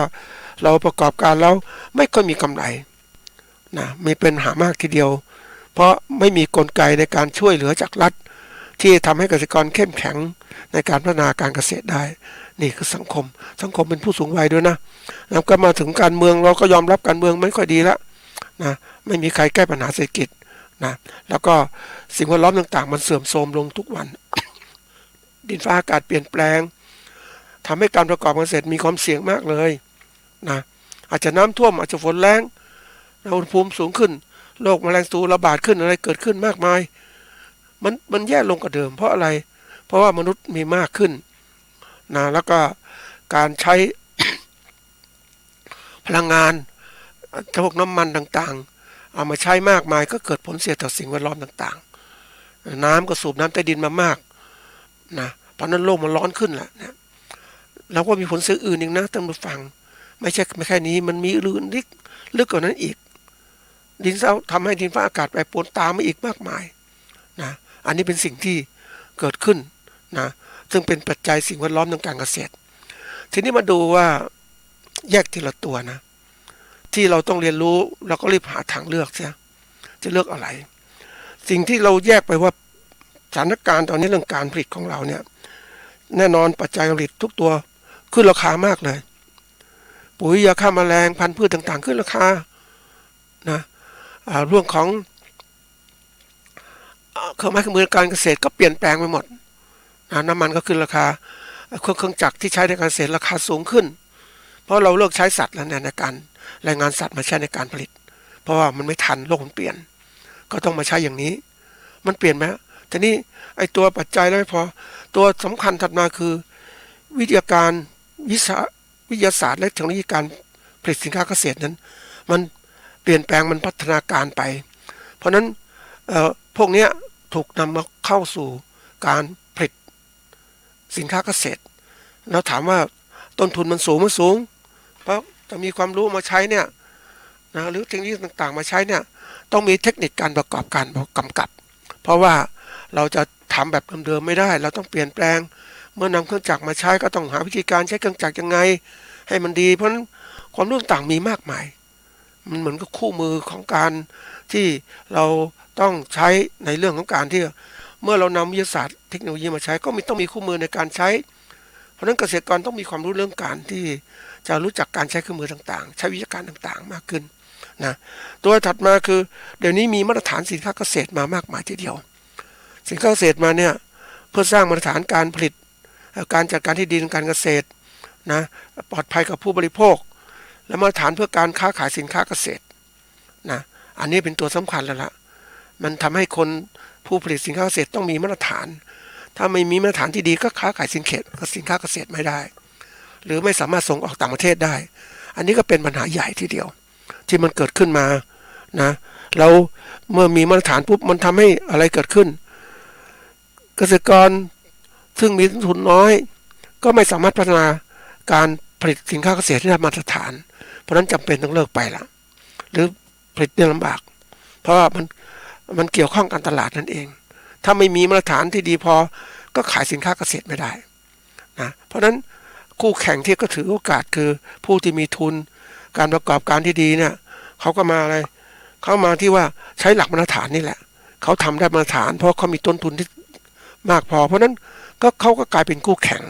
ของเกษตรกรและยิ่งเขาเป็นคู่แข่งก็มีศักยภาพในการผลิตที่สูงเนี่ยแน่นอนว่าเขาผลิตสินค้าได้มากต้นทุนตรงไหนถูกเกษตรกรผลิตสินค้าได้น้อยปริมาณน้อยแล้วก็ต้นทุนต่อหน่วยสูงมันก็ขายแข่งกันไม่ได้ละขายสู้กันไม่ได้ละนี่ปัญหาที่เกิดขึ้นกับเกษตรกรมาตรฐานตัวนี้แล้วอีกถัดมาคือเรื่องของว่ามาตรฐานแล้วเนี่ยมาถึงระบบของการจัดการการผลิตที่ต้องไม่อาศัยเทคโนโลยีใหม่ๆเกิดขึ้นนะมันต้องมีความรู้เรื่องการใช้ปุ๋ยบริหารปุ๋ยยังไงคือความรู้เรื่องการบริหารนะท่านผู้ฟังอันนี้ไม่ใช่เรื่องเล่นนะความรู้การบริหารคือความรู้ที่เกี่ยวข้องกับนำปัจจัยมาสร้างให้เกิดผลผลิตเกิดขึ้นแต่นี่เรามีปัจจัยละที่ว่าเนี่ยแต่ความรู้มาสร้างปัจจัยให้เกิดขึ้นยังไงเมื่อปัจจัยการผลิตมันทันสมัยมันพัฒนาการไปแล้วเนี่ยเราจะใช้วิธีการบริหารแบบเดิมๆก็บริหารไม่ได้ละอันนี้เรื่องใหญ่นะบริหารเดิมๆใช้ไม่ได้เนี่ยเขาต้องบอกว่ามันก็เหมือนกับวิธีการบริหารเดิมเนี่ยนะมันไม่สามารถมาใช้ในการพัฒนาได้นะขณะเดียวกันเนี่ยมันก็นำมาใช้แล้วเนี่ยมันก็สู่การตกต่ำอีกนะทำให้การผลิตสินค้าเราไม่ได้คุณภาพเพราะเราผลิตเดิมๆไม่ได้ละนะมันต้องอยู่ในโลกของการที่ว่าทันสมัยเกิดขึ้นอันนี้คือเรื่องของการผลิตที่มันมีหลายปัจจัยแต่ที่ยกมาเป็นตัวอย่างทีนี้ถัดมาเรื่องของการตลาดที่ผ่านมานี่เคยคุยกันหลายเรื่องนะที่ว่าการค้าการขายเนี่ยมันเริ่มเปลี่ยนแปลงไปแล้วนะเริ่มเปลี่ยนคือเดี๋ยวนี้การที่เราค้าขายผ่านพ่อค้ากลางเลยถูกกดราคามามากมายทีเดียวนะเราไม่สามารถกำหนดราคาขายสินค้าเกษตรได้แล้วก็เราก็มีความยากลำบากที่จะทำกำไรในการประกอบการของเราได้อันนี้คือเรื่องใหญ่นะเพราะนั้นนี่มันถูกกดมาอย่างนี้ตลอดเวลาแล้วเราเองก็ไม่ได้มีการพัฒนาความรู้เรื่องการตลาดที่ดีพออย่างวันนี้ถ้าเราดูตัวแรกเรื่องของลูกค้าเนี่ยผู้ใช้สินค้าเราเนี่ยเขาเป็นผู้ที่ว่ามีความรู้มากขึ้นเขารู้จักเลือกแล้วสินค้าเกษตรที่ดีเขาจะเลือกหรือสินค้าเกษตรที่มีมาตรฐานการผลิตเขาจะเลือกซื้อนี่สินค้าเกษตรก่อนขายใครอันนี้ตัวหนึ่งถัดมาตัวที่เขาเรื่องของผู้ซื้อเขารู้จักจับจ่ายใช้สอยปัจจัยของเขานะที่จะซื้อขายแล้วเขาจะเลือกสินค้าราคาถูกนะและการที่ให้ผลตอบแทนที่ดีในการซื้อของเขาเพราะนั้นอย่างที่บอกว่าซื้อสินค้าราคาถูกมีมาตรฐานก็ซื้อจากใครล่ะก็ซื้อจากผู้ประกอบการเกษตรรายใหญ่นั่นเองสินค้าก็ถูกกว่าจะซื้อเกษตรกรโดยตรงก็น้อยนอกจากคนที่มัน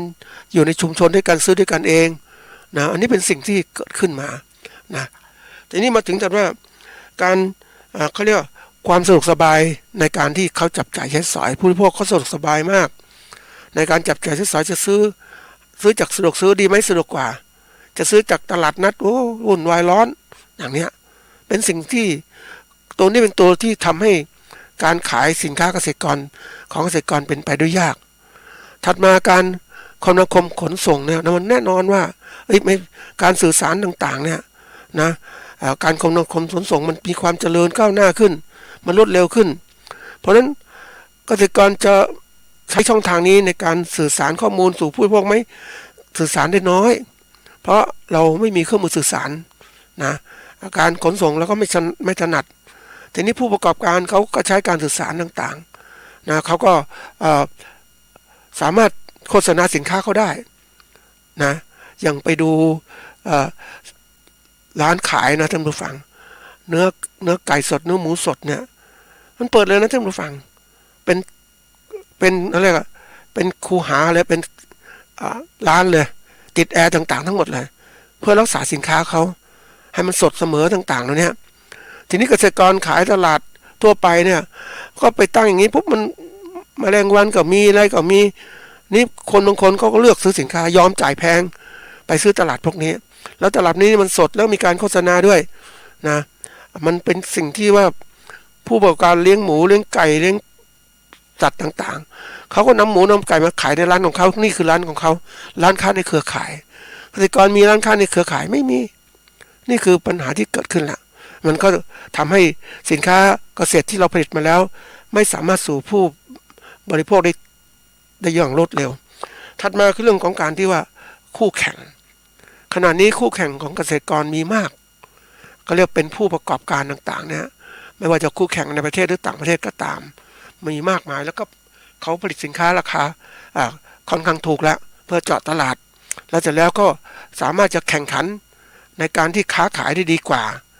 นะอันนี้ก็เป็นเรื่องที่น่าสนใจทีเดียววันก่อนไปดูนั่นในตลาดเนี่ยก็เป็นตลาดนัดตลาดที่ธรรมดาตลาดเช้าตลาดค่ำแล้วแต่เนี่ยส่วนใหญ่เป็นตลาดเช้าที่เกษตรกรนำสินค้าเกษตรมาขายนะนี่เกษตรกรก็ขายเป็นช่วงเวลาใช่ไหมบางที่ก็จะขายตลอดวันก็มีแต่ทีนี้ว่าปรากฏว่ามันมีร้านสะดวกซื้อไปตั้งในตลาดโอ้โหตรงนี้แหละท่านผู้ฟังร้านสะดวกซื้อไปตั้งในตลาดเนี่ยปกติเขาเริ่มขายสินค้าประเภทของใช้ทั่วไปเดี๋ยวนี้มีอาหารการกินเดี๋ยวนี้มีตลาดมีประเภทที่ว่าร้านสะดวกซื้อมีของสดอีกมีพวกพืชผักต่างๆมีอะไรต่างๆที่เป็นเหมือนกับตลาดนัดตลาดของเกษตรกรเลยแต่ราคาก็สูงหน่อยนะว่าอยู่ในห้างอยู่ในร้านสะดวกซื้อซึ่งสามารถซื้อได้ตลอดเวลา อันนี้เป็นปัญหาละเขาก็แข่งขันมาแล้วถามว่าตัวนี้จะแข่งขันไหมแน่นอนต่อไปอนาคตเขาร้านสะดวกซื้อก็จะเริ่มเติบโตขึ้นเขามีความสามารถในการค้าขายเขาแล้วมีเปิดขายตลอด24ชั่วโมงเกษตรกรจะขาย24ชั่วโมงก็ไม่ได้แล้วนะเพราะนั้นไม่สามารถค้าขายได้ปุ๊บเนี่ยก็เกิดปัญหาตามมาว่าจะทำยังไงให้สินค้าเกษตรไปสู่ตลาดนี่คือตัวสำคัญนะท่านผู้ฟังเราเองเนี่ยเจอสภาวะนี้มันบีบอ่ะเพราะนั้นถ้าเป็นไปตามกลไกธรรมชาติที่เป็นอยู่อย่างขนาดนี้เนี่ยแน่นอนว่าเกษตรกรผู้ผลิตสินค้าหรือผู้ประกอบการเล็กๆก็จะเสียเปรียบมากเลยกับผู้ประกอบการขนาดใหญ่หรือร้านสะดวกซื้อที่เขามีเครือข่ายการค้าของเขาใหญ่โตมโหฬารเนี่ยเขาก็เริ่มขายแข่งคือขายแข่งกับเกษตรกรก็พ่ายแพ้และขณะเดียวกันเขาก็ทำตัวเหมือนเป็นผู้ที่เรียกว่า ประกอบการซื้อสินค้าจากเกษตรกรนี่แหละ มันเกิดการผูกขาดแข่งขันเกิดขึ้นแล้วนะเขาเรียกว่าผูกขาดที่ว่าไม่สามารถทำเกษตรกรไม่มีทางเลือกทำดูฟังจะเลือกที่ไหนถ้าเครือข่ายแบบนี้ขยายไปทั่วประเทศเนี่ยเป็นยังไงแล้วมันขยายนะท่านผู้ฟังไม่จบแค่นี้เพราะนั้นเกษตรกรเจอปัญหาใหญ่มากนะถ้าทำยังไงจะอยู่รอดทำการผลิตสินค้าเกษตรได้มีกำไรนะตอนนี้เป็นส่วนสำคัญนะขณะเดียวกันเนี่ยผู้ประกอบการรายนี้เขาก็มีช่องทางในการเลือกสินค้าเอามาขายนะเขาเดี๋ยวนี้การคมนาคมขนส่งสินค้าจากต่างประเทศเข้ามาได้มากนี่คือเป็นคู่แข่งที่มันเอามาแข่งขันกับก็เรียกเกษตรกรผู้ผลิตสินค้าในประเทศเพราะฉะนั้นผู้ผลิตสินค้าต่างประเทศเนี่ยแรกๆแล้วแน่นอนก็เอาสินค้ามาขายราคาสูงหน่อยแต่คนกลุ่มหนึ่งก็มีฐานะก็เป็นผู้บริโภคแล้วขณะเดียวกันเขาเอาสินค้าตัวราคาถูกก็มาอีกเป็นพวกของอะไรผลไม้ราคาถูกมาอย่างเงี้ยนะเรื่องบางทีพืชผักมาเนี่ยราคาถูกก็มาแข่งอีกเกษตรกรก็ประสบปัญหาความยากลำบากในเรื่องการตลาดแหละอันนี้เป็นเรื่องใหญ่นะท่านผู้ฟังเราเองจะอยู่รอดอย่างไรนะอันนี้เป็นสิ่งที่เกิดขึ้นเขาบอกว่าเกษตรกรรายเล็กนะอยู่ลำบากมากนะหรือผู้ประกอบการขนาดเล็กก็อยู่ลำบากขณะเดียวกันผู้ประกอบการรายใหญ่เนี่ยก็อยู่ได้ แรกๆกำไรน้อยแต่ต่อไปกำไรจะมากขึ้นมากขึ้นนี่มันกลับไปสู่ระบบเขาเรียกอะไรระบบทุนนิยมสมบูรณ์แบบถ้าคุณจะอยู่ในระบบทุนนิยมคุณต้องมีทุนมากๆด้วย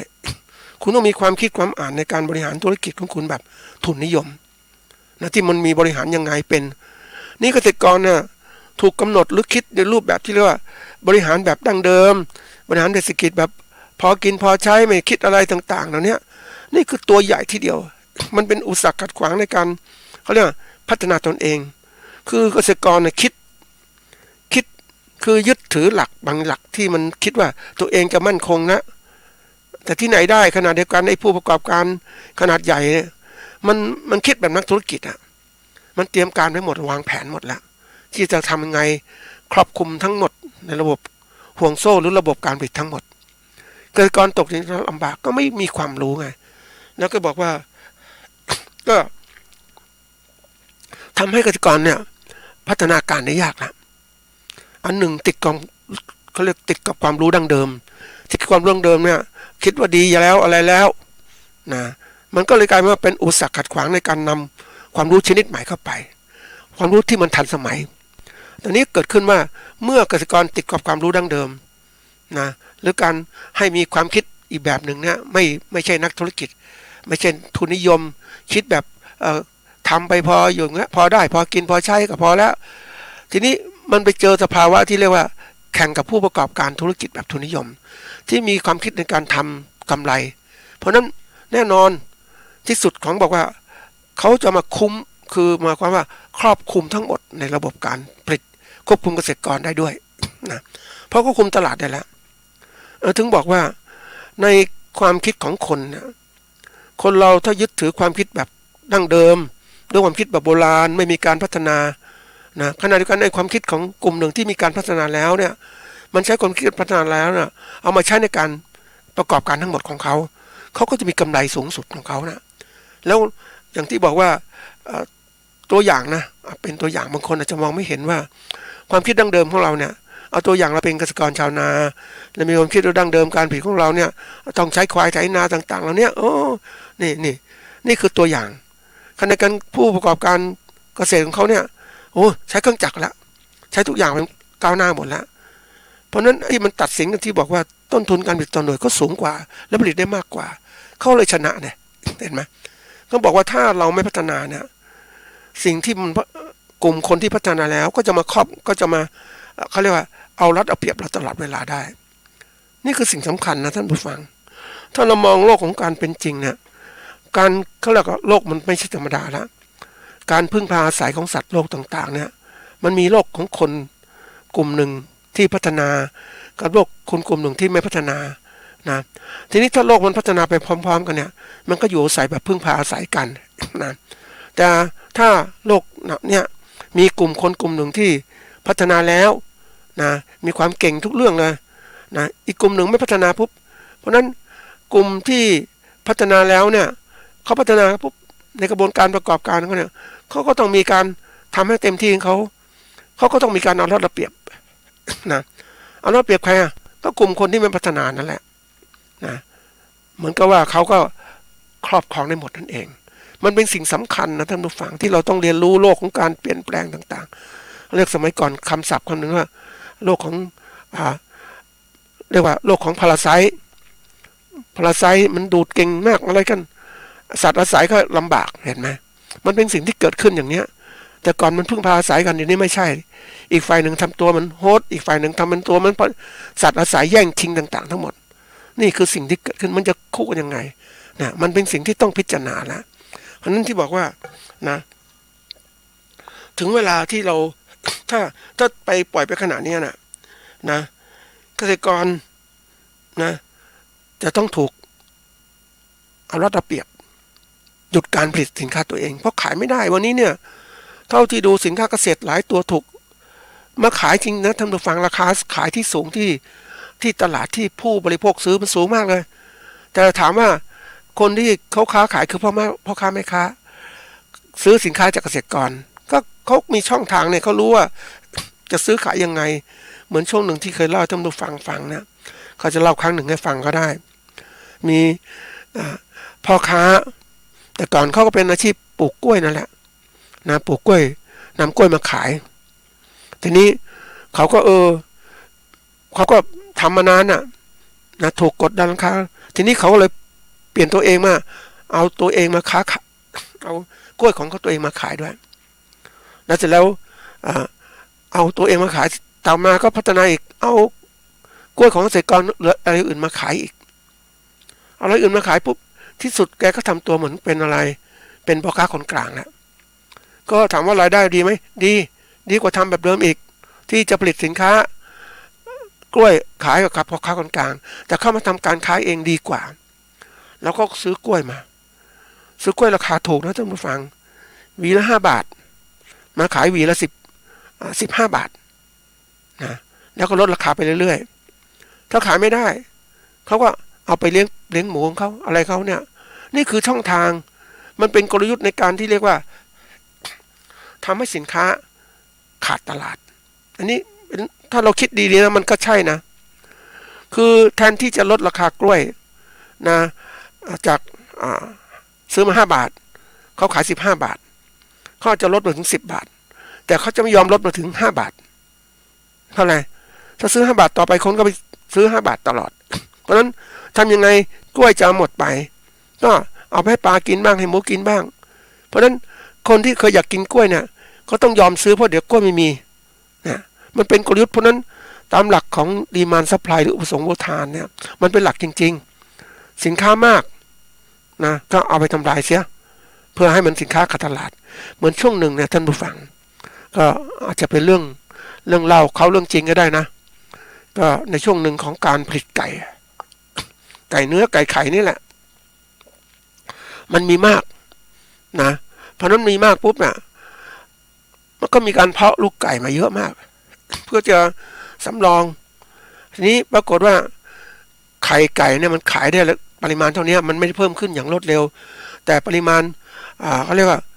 ลูกไก่ที่ผลิตมาเพื่อจะแทนแม่ไก่พวกนี้ก็เข้ามาเยอะแต่ปรากฏว่าขายยังไม่ดีนั้นขายเนื้อไก่ก็ไม่ดีอะไรก็ยังไม่ดีนะมันไม่สามารถขยับขยายได้ก็ต้องเอาอะไรเอาลูกไก่ไปกำจัดเสียนะเพราะว่าถ้ามาเลี้ยงเพิ่มมันก็ทำให้เกิดปัญหาเกิดขึ้นเพราะนั้นปัญหาเกิดขึ้นคืออะไรก็มีการปริมาณเนื้อไก่ก็มากขึ้นปริมาณไข่ไก่ก็มากขึ้นเพราะนั้นต้องกำจัดเสียก่อนกำจัดขนาดที่เล็กยังดีกว่าใช่ไหมนั่นเป็นตัวอย่างเพราะนั้นเขารู้คือผู้ประกันขนาดใหญ่เขารู้เรื่องของที่ว่าจะทำยังไงให้บริหารผลเขาเรียกว่าปริมาณสินค้าในของตลาดให้มีเท่านี้หรือทำยังไงให้มันขาดตลาดเขาก็มีกลยุทธ์ของเขาจะสต็อกสินค้ามีอะไรต่างๆเยอะแยะไปหมดทีนี้เกษตรกรจะรู้กลยุทธ์นี้ไหมก็ไม่เคยรู้เท่าไหร่หรือรู้ก็อาจจะปรับตัวไม่ได้เพราะว่าเกษตรกรเป็นผู้ผลิตอ่ะจะผลิตพืชผักสมมติผลิตนะผลิตผักคะน้าขายนะหรือผักชีขายก็มีต้นทุนของมีการผลิตอยู่แล้ว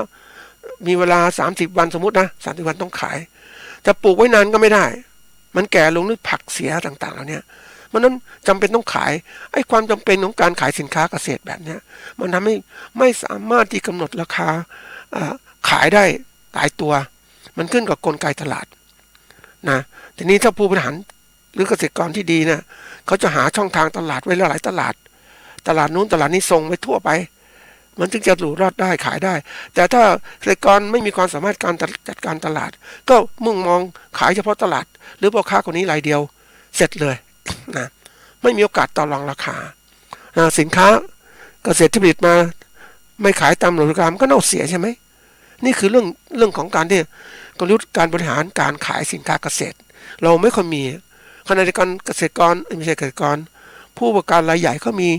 ความรู้เรื่องการบริหารแบบเนี้ยเขาถึงเก่งแล้วพัฒนาไปไกลไกลก็ไกลว่า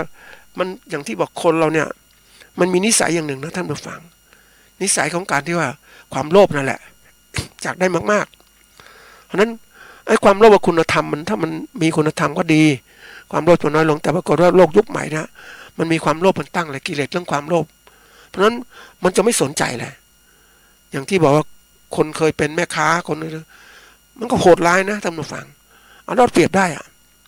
ช่องจังหวัดไหนจะเอารอดเปรียบได้ก็เอาทำเพราะนั้นเราจะไปหวังว่าเฮ้ยเขาจะมีความเกื้อกูลต่อเราไหม ไม่เลย มีช่วงหนึ่งลองไปทำทดลองนะท่านผู้ฟัง ทดลองในการ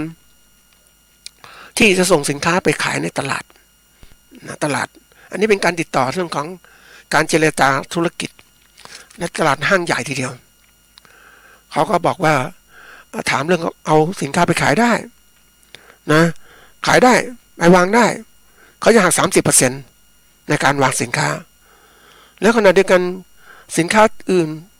ที่ไม่มีคุณภาพล่ะคุณจัดการยังไงก็เขาค้าขายได้ก็เรื่องเขาแต่ถ้าสินค้าคุณมีคุณภาพคุณก็ขายไปนี่สินค้าเรามีคุณภาพไปขายแข่งกับสินค้าไม่มีคุณภาพท่านผู้ฟังแล้วเมื่อมาวางบนชั้นสินค้าในการตลาดแล้วเนี่ยในห้างเนี่ยคนส่วนใหญ่จะมองสินค้าเนี่ยรูปแบบที่เรารูปร่างขวดบรรจุสวยอะไรสวยราคาถูกแต่เรานั้นถ้าเป็นเกษตรกรผู้ผลิตมันจะไม่มีความรู้เรื่องการบริหารการบรรจุภัณฑ์ต่างๆเพราะฉะนั้นเราบรรจุไม่สวยอะไรไม่สวยฉลากก็ไม่ดีราคาก็ใกล้เคียงกับเขาอ่ะทั้งที่สินค้าเรามีคุณภาพนะเขาก็บอกเรื่องของคุณเองจะต้องพัฒนาตนเองนะเขาว่ามีหน้าที่ให้คุณไปวางขายเก็บค่าขาย 30% ของราคาขายโอ้ท่านผู้ฟังคิดดูนะแล้วเราจะสู้กับผู้ผลิตสินค้าเกษตรที่ไม่มีคุณภาพได้อย่างไรอันนี้เรื่องใหญ่นะเราผลิตสินค้าคุณภาพมันก็กลายว่าขายไม่ได้ราคานี่คือสินค้าเกษตรเราเนี่ยเป็นปัญหาอย่างเนี้ยเดี๋ยวนี้มีผู้ผลิตสินค้าเกษตรที่มีความสามารถเรื่องการขายนะการขายในตลาดซึ่งเขาเจาะในรูปแบบที่เรียกว่าอ้างว่าสินค้ามีคุณภาพแต่ความจริงแล้วไม่มีคุณภาพเลยเขาเอาตรงนี้ไปลดต้นทุนการสินค้ามีคุณภาพนะจึงผลิตมาต้นทุนมันต่ำเขาเอาสินค้านี้ไปแข่งกับทำลายสินค้าคุณภาพดีเกษตรกรผู้ผลิตสินค้าคุณภาพดีก็ขายไม่ได้เห็นไหมไม่มีใครช่วยนี่คือ10ตัวอย่างที่ถามว่าจะอยู่รอดไหมอยู่รอดลำบากนะท่านผู้ฟังสถานการณ์แบบเนี้ยเพราะนั้นที่บอกว่ามีทางเลือกก็คือว่าถ้าเป็นอย่างนี้ปุ๊บเนี่ยเกษตรกรต้องเลิกอาชีพนะถ้าไม่มีการจัดการที่ดีพอต้องเลิกอาชีพเพราะประกอบการไปขาดทุนนะถัดมาคือถ้าไม่เลิกอาชีพล่ะไม่เลิกอาชีพก็ต้องมีเขาเรียกว่าเข้าสู่วงจรทั้งกันอย่างที่ใช้เวลาทบทวนหาทางเลือกของตนเองนะว่าจะเมื่อจะอยู่แล้วเนี่ยทำยังไงดีมีทางเลือกไหมทีนี้เราเลือกว่าจะอยู่แล้วจะทำการเกษตรต่อไปนะนี้ทำไงก็ต้องมาทบทวนว่าเฮ้ยทบทวนอะไรบ้างก่อนทบทวนหาทางเลือกเนี่ยก็ต้องมีส่วนหนึ่งก็คือว่าทบทวนตัวเองซะก่อนตัวเองมีความรู้มากพอไหมตัวถึงนะที่ว่าเป็นความรู้เนี่ยความรู้ในเรื่องนี้ความรู้เกี่ยวกับสมมติว่าเราเป็นชาวนาเรามีความรู้เรื่องการเขาเรียกว่าเป็นชาวนาเนี่ยเราความรู้เรื่องอะไรจะปลูกข้าวไว้ได้ราคาให้ได้ปริมาณคุณภาพดีขายได้ราคานะนี่ความรู้ขั้นนี้มันไม่พอที่เราเคยใช้ความรู้ต่างๆที่มีอยู่เนี่ยแล้ววิธีการผลิตที่ทันสมัยมีไหมเผอิญไปเจอพวกพูดถึงว่ามันมีพันธุ์ข้าวพันธุ์หนึ่งนะเป็นพันธุ์ของเวียดนามนะพันธุ์ของเวียดนามนะมันปลูกในดินทะเลดิน มันทนความเค็มหน่อยปลูกในเขาเรียกบริเวณชายหาดนะมันสามารถปลูกได้นะท่านผู้ฟังเป็นพันธุ์ข้าวน้ำก่อยนะก็เรียกว่าอยู่ได้เจริญโตได้เพราะชายหาดของเขาเนี่ยเขาจะมีอย่างเงี้ยเขาใช้พื้นที่ครบทุกตารางไม่จะปล่อยเป็นชายหาดว่างๆนะเพราะบริเวณชายทะเลก็มีดินที่มันดีอุดมสมบูรณ์ด้วยแต่น้ำมันเค็มเขาเลยพันธุ์ข้าวทีนี้นี่มาถึงพันธุ์ข้าวเนี่ยเขาบอกว่าพันธุ์ข้าวของไทยกับเวียดนามนี่นะโอ้มันเวียดนามพัฒนาไปไกลนะมุ่งมองเอาผลผลิตเป็นตัวหลักคือได้ผลิตต่อไร่สูงเป็นหลายร้อยกิโลมากกว่ากิโลไร่หนึ่งได้มากกว่า100 กิโลต่อไร่ของเขานะข้าวคุณภาพก็ไม่สูงนะแต่มันเป็นพืชที่เจริญเติบโตเป็นข้าวพันธุ์ข้าวเจริญโตได้เร็วนะนี่เขาเกิดขึ้นเขาเรียกว่าปัจจุบันเริ่มมีเกษตรกรก็ว่าเฮ้ยมีเกษตรกรบางคนเริ่มจะนำข้าวพวกนี้เอามาปลูกในประเทศไทยแล้วประเทศไทยเนี่ยมีกรมการข้าวซึ่งพัฒนาสายพันธุ์ข้าวเยอะแยะไปหมดพันธุ์ข้าวดีข้าวแรงต่างเยอะแต่นี้เรามุ่งมองไปเรื่องคุณภาพ เป็นหลักและปริมาณด้วยนะแต่ทีนี้เรื่องการค้าขายเนี่ยเราไม่ได้เตรียมพันธุ์ข้าวเพื่อค้าขายนะเรามุ่งมองว่าเอาพันธุ์ข้าวคุณภาพดีปริมาณดีด้วยแต่ทีนี้ของเขาเนี่ยมุ่งมองพันธุ์ข้าวที่ปริมาณมากๆพันธุ์ข้าวผลิตข้าวได้มากๆเอามาขายเขาต้องการอย่างนี้แต่ทีนี้เราเองเราเขาบอกเราทำงานอย่างเนี้ยมานานเนาะปรากฏว่าได้คุยกับเจ้าที่กรมการข้าวว่าเราพัฒนาอย่างนี้เพื่อรักษาสายพันธุ์ข้าวต่างๆพันธุ์ข้าวที่เหมาะสมแต่ละพื้นที่เขามีอย่างนี้แต่ทีนี้ครับไอ้ฝ่ายกระทรวงพาณิชย์บอกเราต้องการพันธุ์ข้าวที่มีปริมาณขายนะเพราะนั้นเมื่อขายอย่างเนี้ยเอาไปขายปรากฏว่าของเราสู้เขาไม่ได้ผลผลิตต่อไร่ต่ำเมื่อเป็นอย่างนี้ปุ๊บแน่นอนนะผลผลิตต่อไร่มันมีผลต่ออะไรราคาขายนั่นเองต้นทุนของเราสูงกว่านะราคาแต่ขณะเดียวกันต้นทุนเขาต่ำกว่าเขาก็ค้าขายก็แย่งตลาดเราอย่างแต่ก่อนเราบอกเราเป็นที่หนึ่งของโลกในการส่งออกข้าวนี้อาจจะเป็นอเมริกาหรือเวียดนามนะอันนี้เป็นอะไรที่มันเกิดขึ้นจริงๆนะเราจะต้องหาทางเลือกนะถ้าเราจะประกอบอาชีพเป็นชาวนาต้องคิดแล้วว่าเฮ้ยความรู้เราพอไหมเราพอต่อการพัฒนาการเกษตรในประเทศของเราไหมในการปลูกข้าวของเราไหมต้องคิดนะท่านผู้ฟังคิดถึงว่าไม่จะคิดเรื่องความรู้เรื่องการผลิตอย่างเดียวต้องคิดถึงการแปรรูปและการตลาดด้วยเพราะโลกยุคใหม่เนี่ยเราจะคิดว่าเราเป็นเกษตรกรไม่ได้แล้วเราต้องคิดเราเป็นผู้ประกอบการนะเราต้องมีความคิดที่เป็นระบบมองให้มันครบสมบูรณ์ว่าจะหาทางออกยังไงเราไม่พอความรู้ต้องไปเรียนรู้เรื่องการค้าการขายด้วยไปเรียนรู้ผู้บริโภคด้วยไม่ใช่ว่าแค่อยู่ชาวนาอย่างเนี้ยอยู่มันถ้าอยู่ในนาต่อไปก็กลายเป็นเลยเป็นชาวนาแล้วก็เป็นอยู่ในเครือข่ายของอะไรของพ่อค้าหรือผู้ประกอบการรายใหญ่เท่านั้นเราไม่มีโอกาสร่ำรวยแล้วก็เหมือนกับเป็นลูกจ้างนะท่านผู้ฟังลูกจ้างกรรมกรอย่างเงี้ยทำงานเป็นรายวันอย่างเงี้ยนะมันเสี่ยงไปหมดนะท่านผู้ฟังเพราะนั้นถ้าเราคิดเนี่ยต้องคิดให้มันใหญ่ขึ้นมาจะทำไงอยู่ได้ด้วยตัวเราเองนะเรามีโอกาสทำด้วยตัวเองเป็นของเราเองแล้วก็สามารถหาช่องทางได้เหมือนกับเกษตรกรที่เคยเล่าให้ท่านผู้ฟังว่าเกษตรกรผู้ปลูกข้าวอินทรีย์เขาเจาะทางของเขาได้ผลผลิตต่อไร่ไม่มากแต่ก็ค้าขายด้วยเป็นในตัวเขาเองเขาได้กำไรต่อไร่สูงมากเลยก็สามารถอยู่ชีวิตได้สบายๆเกษตรกรของเราเนี่ยโอ้โหผลิตเต็มที่เลยนะขายพันธุ์ข้าวกับข้าวที่เป็นค้าขายแล้วปรากฏว่าถูกกดราคาเนี่ยอันนี้เป็นเรื่องใหญ่นะใครจะช่วยเรานะสัมภาษณ์เกษตรกรผู้ปลูกข้าวรายนี้ก็นึกถึงว่าเฮ้ยเขาช่วยตัวเองมากนะแต่เขามีพื้นฐานความรู้ที่เก่งในการบริหารบัญชีการบริหารบัญชีเนี่ยเรื่องการเงินทองเขารู้จักหมดเลยแล้วเขารู้จุดอ่อนจุดแข็งก็วิเคราะห์ยังไงตัวอ่อนแล้วเป็นยังไงเพราะฉะนั้นเขาถึงเอาความรู้ต่างๆเนี่ยเอามาวิเคราะห์ตัวเองว่าถ้าเราจะอยู่รอดการตลาดจะต้องบริหารตัวไหน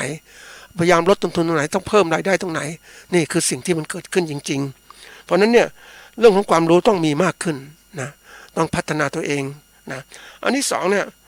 ทัศนคติที่เคยมีอยู่เนี่ยอย่างเรามีทัศนคติเพื่อการทำประกอบอาชีพเกษตรเพื่อการพออยู่พอกินพอใช้มันไม่ได้แล้วท่านผู้ฟังมันเป็นทฤษฎีล้าหลังนะเราจะอยู่พอกินพอใช้มันใช่อยู่อย่างนั้นน่ะแต่ถามว่าโลกพัฒนามันบีบบังคับเราโลกทุนนิยมมันบีบบังคับเรามันไปกดทับเราขณะที่เราอยู่ในชนบทถามว่าเราอยู่ได้ไหมไม่ได้แล้วต่อไปทุนนิยมมันบีบบังคับเราหมดอะคุณผลิตมาแล้วคุณจะค้าขายใครเนี่ยมันบีบขนาดนั้นนะยิ่งคุณไม่มีความรู้คุณก็ถูกกดราคาคุณไม่ช่องทางตลาดคุณก็ลำบากแล้วเนี่ยบีบหมดนะอย่างวันนี้ไปเห็นการค้าการขายสินค้าเกษตรเหมือนเราต้องไปขออ้อนวอนกับพ่อค้ากลางให้ซื้อสินค้าเราไอ้พ่อค้ากลางมันก็เก่งเนี่ยมันครอบคลุมหมดแล้วเนี่ยมันไม่สนใจไม่ซื้อสินค้าเกษตรที่นี่ไม่ได้ก็ซื้อต่างประเทศเข้ามามันมีความรู้ขนาดนั้นนะท่านผู้ฟังแล้วเราจะทำยังไงชุมนุมเกษตรกรจะตั้งสู้ได้ไหมมันก็ไม่ได้ไปเจอสหกรณ์ผู้ปลูกลำไยก่อนนี้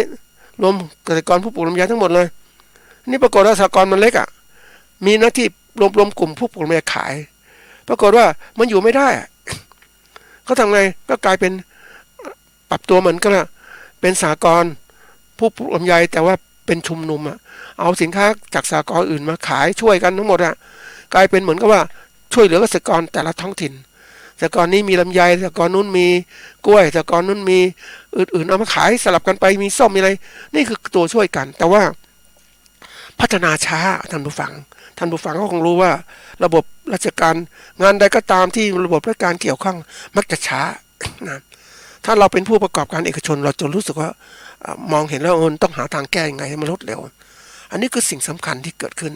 นะก็เป็นตัวหนึ่งละที่จะฝากไว้เป็นข้อคิดว่าเฮ้ยโลกพัฒนาแล้วเนี่ยมันแข่งขันกันสูงนะแข่งขันกันสูงมากเลยแล้วแข่งขันเนี่ยมันไม่สนใจนะใครจะเป็นไงฉันไม่สนใจฉันเอาชนะอย่างเดียวอย่างที่ในโลกการซื้อขายไม่ใช่การซื้อขายการลงทุนเนี่ยก็รูปแบบการลงทุนแบบหุ้นก็จะมีการลงทุนซื้อหุ้นไปซื้อมันมากิจการใดมีคุณค่าก็ซื้อนั่นนะนี่คือระบบของการที่ว่าโลกปัจจุบันมันทันสมัยเราเองเนี่ยถามว่าถ้าเราประกอบการเกษตรแบบนี้มีทุนขนาดเนี้ยแต่ในการผู้ประกอบการเกษตรเนี่ยเขามีทุนมามีหลายคนมาลงทุนเพื่อขยายกิจการของการประกอบการเกษตรชนิดนี้เรียกว่าอุตสาหกรรมการเกษตรชนิดนี้มีมากมายคุมหมดเลยแล้วพวกนี้ไปขายหุ้นนักลงทุนก็ลงทุนซื้อดิทุนก็มีมากปุ๊บก็คุมได้หมดเลยต่อไปผู้ประกอบการเกษตรรายใหญ่เนี่ยเขาจะมีฟาร์มหมูเขาเองฟาร์มไก่เขาเองนะว่าหรือว่าแจกจ่ายเกษตรกรบ้างให้มีเกษตรกรเข้าอยู่ในเครือข่ายอย่างเนี้ยมันเกิดขึ้น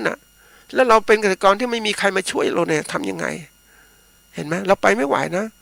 เราต้องหาทางพัฒนาตลาดตัวเองนะคิดอย่างนี้เราต้องมีอย่างที่บอกการตลาดเนี่ยในยุคใหม่นะมันมีตลาดทั้งออนกราวออนไลน์ออนกราวเมื่อเปิดหน้าร้านที่ขายบนทั่วไปแต่ออนไลน์มันก็ติดต่อการค้าอยู่ที่ไหนก็ได้ในโลกในประเทศแล้วส่งสินค้าได้หมดอย่างเงี้ยมันต้องพัฒนาอย่างนี้ถึงจะอยู่รอดได้เกษตรกรรายเล็กถึงอยู่รอดได้ถ้าพัฒนาใช้อย่างนี้แต่ถ้ารายเล็กอยู่แบบไม่มีการค้าการขายพ่อค้าคนกลางอย่างเดียวนะแล้วก็ไม่มีกำไรตลอดปีทำไปเข้าไปอยู่ได้อย่างเนี้ยเขาเรียกว่าเกษตรกรอยู่เกษตรเนี่ยเป็นเกษตรกรผู้ประกอบการแบบอย่างชีพอยู่รอดไปวันๆอย่างเนี้ยแต่เราทำอย่างนี้ไม่ได้ท่านผู้ฟังมันต้องคิดการไกลเตรียมการไว้ข้างหน้าเลยเหตุการณ์ข้างหน้าจะเกิดอย่างนี้จริงๆมองดูสิโลกพัฒนาอย่างนี้ไปหมดแล้วทุกส่วนของโลกพัฒนาเป็นเรื่องการค้าการขายหมดแล้ว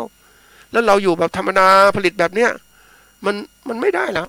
เดี๋ยวนี้เราจะอยู่หลังเขาหรืออะไรหรือหน้าเขาก็ตามหรือบนเขาก็ตามต้องมีความคิดอย่างนี้ต้องพัฒนาตนเองให้อยู่รอดได้ยังไงมีตลาดของตัวเองยังไงพัฒนาธุรกิจตัวเองยังไงคือต้องคิดแล้วหาความรู้คิดตั้งคำถามไว้ก่อนหาคำตอบคิดแล้วก็ศึกษาค้นคว้ามีผลงานวิจัยมากมายทีเดียวเราไปหาได้เนี่ยเราต้องรีบจับการตรงนี้แต่ถ้าเรามีทัศนคติแบบอยู่ได้สบายอย่างเงี้ยไม่เดือดร้อนอะไรนะก็อยู่ไปเถอะแต่ว่าข้างหน้าเนี่ยยอมรับว่าเจอแน่เพราะนั้นอย่างที่เจอเกษตรกรที่อยู่บนเขาแต่คนนี้เขาเก่งนะท่านผู้ฟังเขาอยู่บนเขามาก่อนนะแต่ปรากฏว่าเขาเนี่ยหารายได้จากการที่นักท่องเที่ยวก็ไปโครงการช่วยเหลือเขาก็มีการผลิตสินค้าได้ดีแล้วค้าขายได้มากเขาก็ส่งลูกมาเรียนปริญญาตรีปริญญาโทปรากฏลูกหลานเขาก็ไม่ขึ้นเขาแล้วอยู่ข้างล่างดีกว่าก็เปลี่ยนอาชีพเลยนี่คืออะไรเขารู้ว่าช่องทางประกอบอาชีพแบบไหนจะดีสำหรับเขานะแล้วเขาไม่คิดเหมือนเดิมแล้วโลกยุคใหม่มันไม่เหมือนโลกยุคเก่านะท่านผู้ฟังโลกยุคใหม่เป็นโลกของการที่ว่า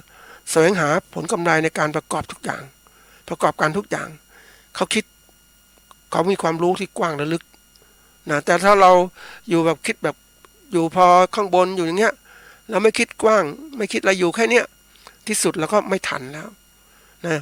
อาจจะเห็นนะท่านผู้ฟังที่ว่าเกษตรกรอยู่บนเส้นทางความยากลำบากนะเพราะว่าเราคิดแบบดั้งเดิมอย่างนี้นะเพราะนั้นวันนี้เราต้องมีทักษะที่ดีทันสมัยแล้วต้องมีความสามารถด้วยนะต้องสามารถทำได้เตรียมการเล็กฝึกไว้ให้ทำเหมือนเกษตรกรรายใหม่ๆเนี่ยลองทำดูทำทุกอย่างมีความรู้ปลูกแคนตาลูปปลูกแตงโม ปลูกอะไรทุกอย่างเลยเขาเริ่มทำของเขานะแล้วก็เขาเรียกว่าเขาจะต้องอยู่รอดในตัวเองได้มีความคิดทันสมัยนี่คือสิ่งสำคัญนะท่านผู้ฟัง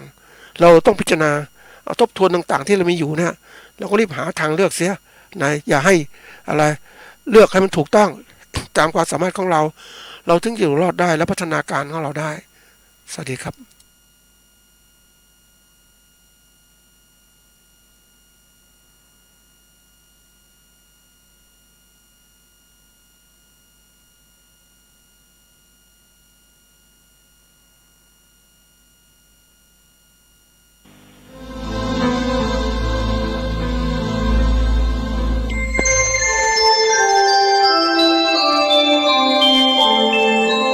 ขณะนี้ท่านกำลังฟังสถานีวิทยุกระจายเสียง